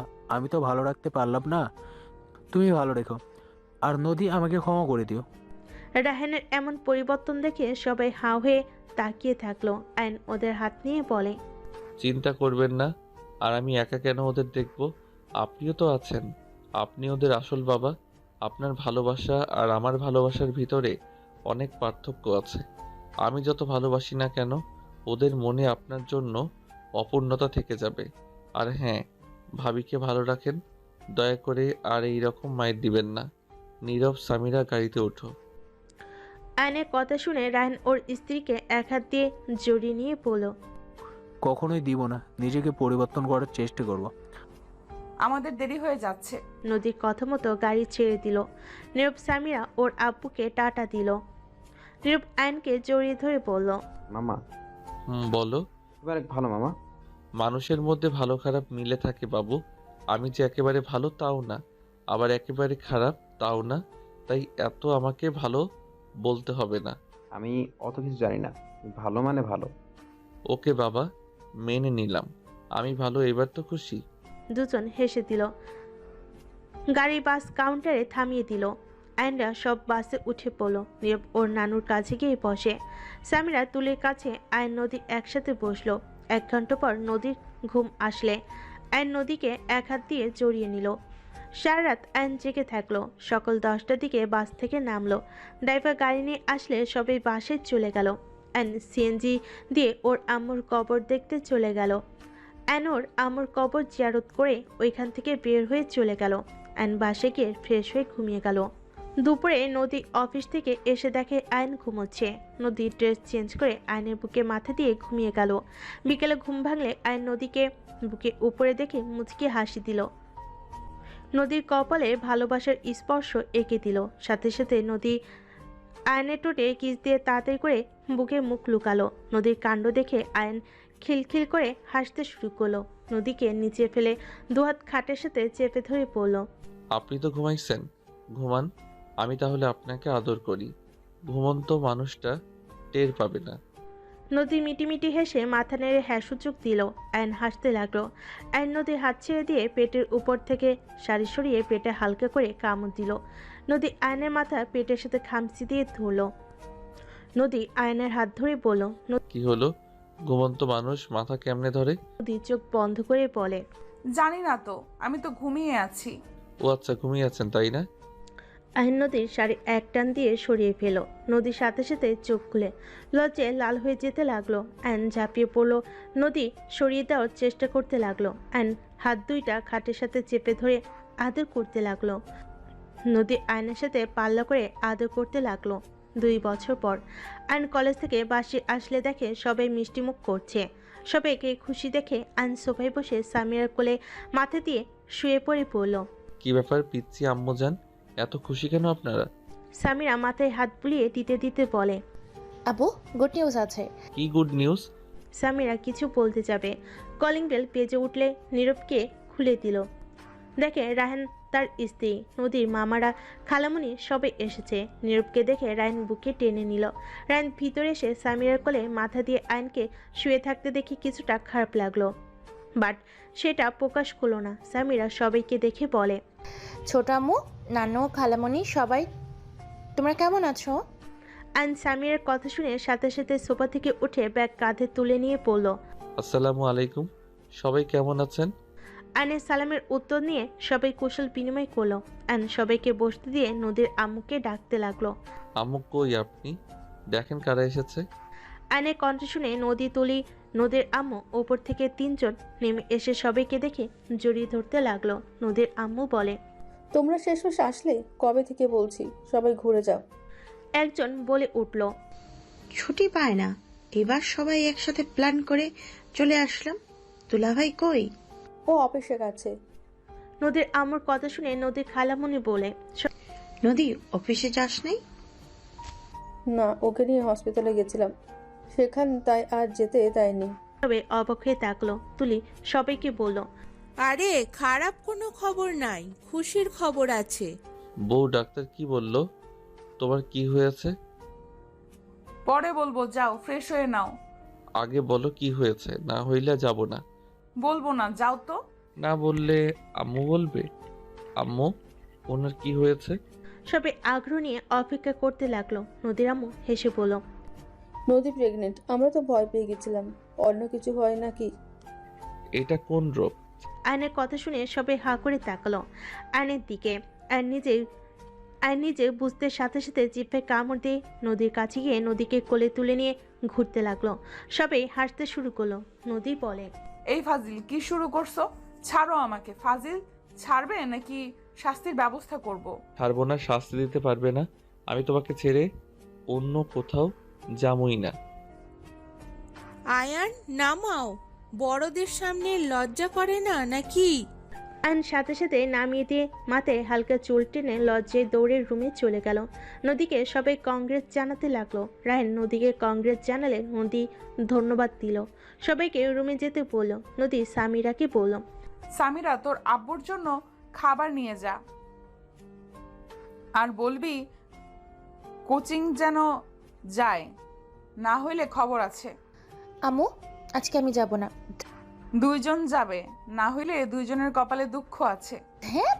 নদীর আম্মু আয়নের খাবার দিলে সামিরা খাবার নিয়ে রুমে গেল। আয়ন গোসল করে রুমে আসলে সামিরকে মন খারাপ করতে দেখে আয়ন বলল, কি ব্যাপার আম্মু? বাবু হওয়াতে তুমি খুশি না? না হইলে তোমার আম্মুকে বলো বাবু নষ্ট করে দিতে। আয়নের কথা শুনে সামিরা রেগে গিয়ে বলে, উফ আপু, বেশি বুঝবে না তো। আমাদের নতুন ভাই বোন আসবে, আমরা খুশি কেন হব না? আর একবার এসব বললি না, খবর আছে। তাহলে মন খারাপ কেন? আমাদের 2 জনকে কোচিং যেতে হবে, আজকে যেতে চাচ্ছি না। আমারও যেতে ইচ্ছে করছে না। একটা আইডিয়া আছে। কি? 2 জন যাব, পরে 30 মিনিট থেকে এসে বলবো ম্যাম অসুস্থ, তাই আমাদের ছুটি দিয়েছে। ওকে আপু, তুমি খেয়ে নাও, আমি রেডি হয়ে নিই। সামিরা চলে গেল। আয়ন খাবার খেয়ে রেডি হয়ে নিল। আর নিচে গেলে সবাই বলে, কি ব্যাপার জামাই বাবা, কোথায় যাবে? কোচিং যাব। আয়নের কথা বলতে বলতে সামিরা এসে বলে, আপু চলো। দুজন সবার থেকে বিদায় নিয়ে বাইক নিয়ে বের হয়ে গেল। 30 মিনিট লেকের পাড়ে গিয়ে 2 জন ফুচকা, ঝালমুড়ি সবকিছু বসে থেকে খেতে লাগলো। খাওয়া শেষ করে বাসায় চলে গেল। নদী 2 জনকে দেখে বলল, কি ব্যাপার, এত তাড়াতাড়ি 2 জন কই থেকে আসলেন? আসলে বউ, ম্যাম অসুস্থ, তাই আমরা তার সেবা করে ফিরে আসলাম। বিশ্বাস না হইলে সামিরাকে জিজ্ঞেস করো। হ্যাঁ আম্মু। নদী রেগে বলল, বদমাইশ, 2 জন বাপ বেটি কি শুরু করছস? 2 জন চোর কোথাকার। 2 জনে হাত মানি দেওয়া বন্ধ। চোরগুলো ম্যাম আমাকে কল দিয়ে বলছে 2 জন কেউ ওখানে যাও নাই, আর মিথ্যুক বলে ম্যাম অসুস্থ। তোদের 2 জনকে কি যে করব। নদী উঠতে যাবে অ্যান্ড সামিরাকে বলল, সামিরা পালাও। 2 জন দৌড়ে বাসা থেকে পালিয়ে গেল। সবাই ওদের কাণ্ড দেখে খিলখিল করে হাসতে লাগলো। নীরব বলে, দেখছো আম্মু, আপুর থেকে আমি অনেক ভালো। জীবনে বাচ্চা পোলাপাইনকে বিয়ে করে ভুল করছি। বাচ্চাদের কি সামলাবো, ওকে সামলানো কঠিন হয়ে যাচ্ছে। এই তুলি, 2 জনকে বাসায় ঢুকতে দিবি না। হা হা হা, তুই এত ভাব নিস না, নিজেও আগে পাড়া চোর ছিলি। কথাগুলো বলে রায়ান হাসতে লাগলো। নদী হেসে ফেল। কিছুক্ষণ পর ম্যামের কল আসলে রিসিভ করে বলে নদী ওরা দুজন চলে এসেছে। আচ্ছা, দুইজনকে দেরি করে যাওয়ার জন্য লাঠি পেটা করেন। নদী কল কেটে দিল। এইদিকে আইন সামিরা পড়া শেষ করে সন্ধ্যায় বাসার ভিতর ঢুকে দুজন তাড়াতাড়ি করে রুমে চলে গেল। আইন রুমে গিয়ে দেখে নদী রুমে বসে আছে। নদী রাগী লুক নিয়ে তাকাতেই আইন কান ধরে উঠবোস করতে লাগলো। নদী দাঁড়িয়ে গুনতে লাগলো। আইন আস্তে আস্তে উঠবোস করতে করতে নদীর কাছে গিয়ে শক্ত করে জড়িয়ে ধরলো। নদী কিছু বলবে তার আগে আইন নদীর ঠোঁট নিজের দখলে নিয়ে নিল। নদীর মুখে মুচকি হাসি রেখা ফুটে উঠল।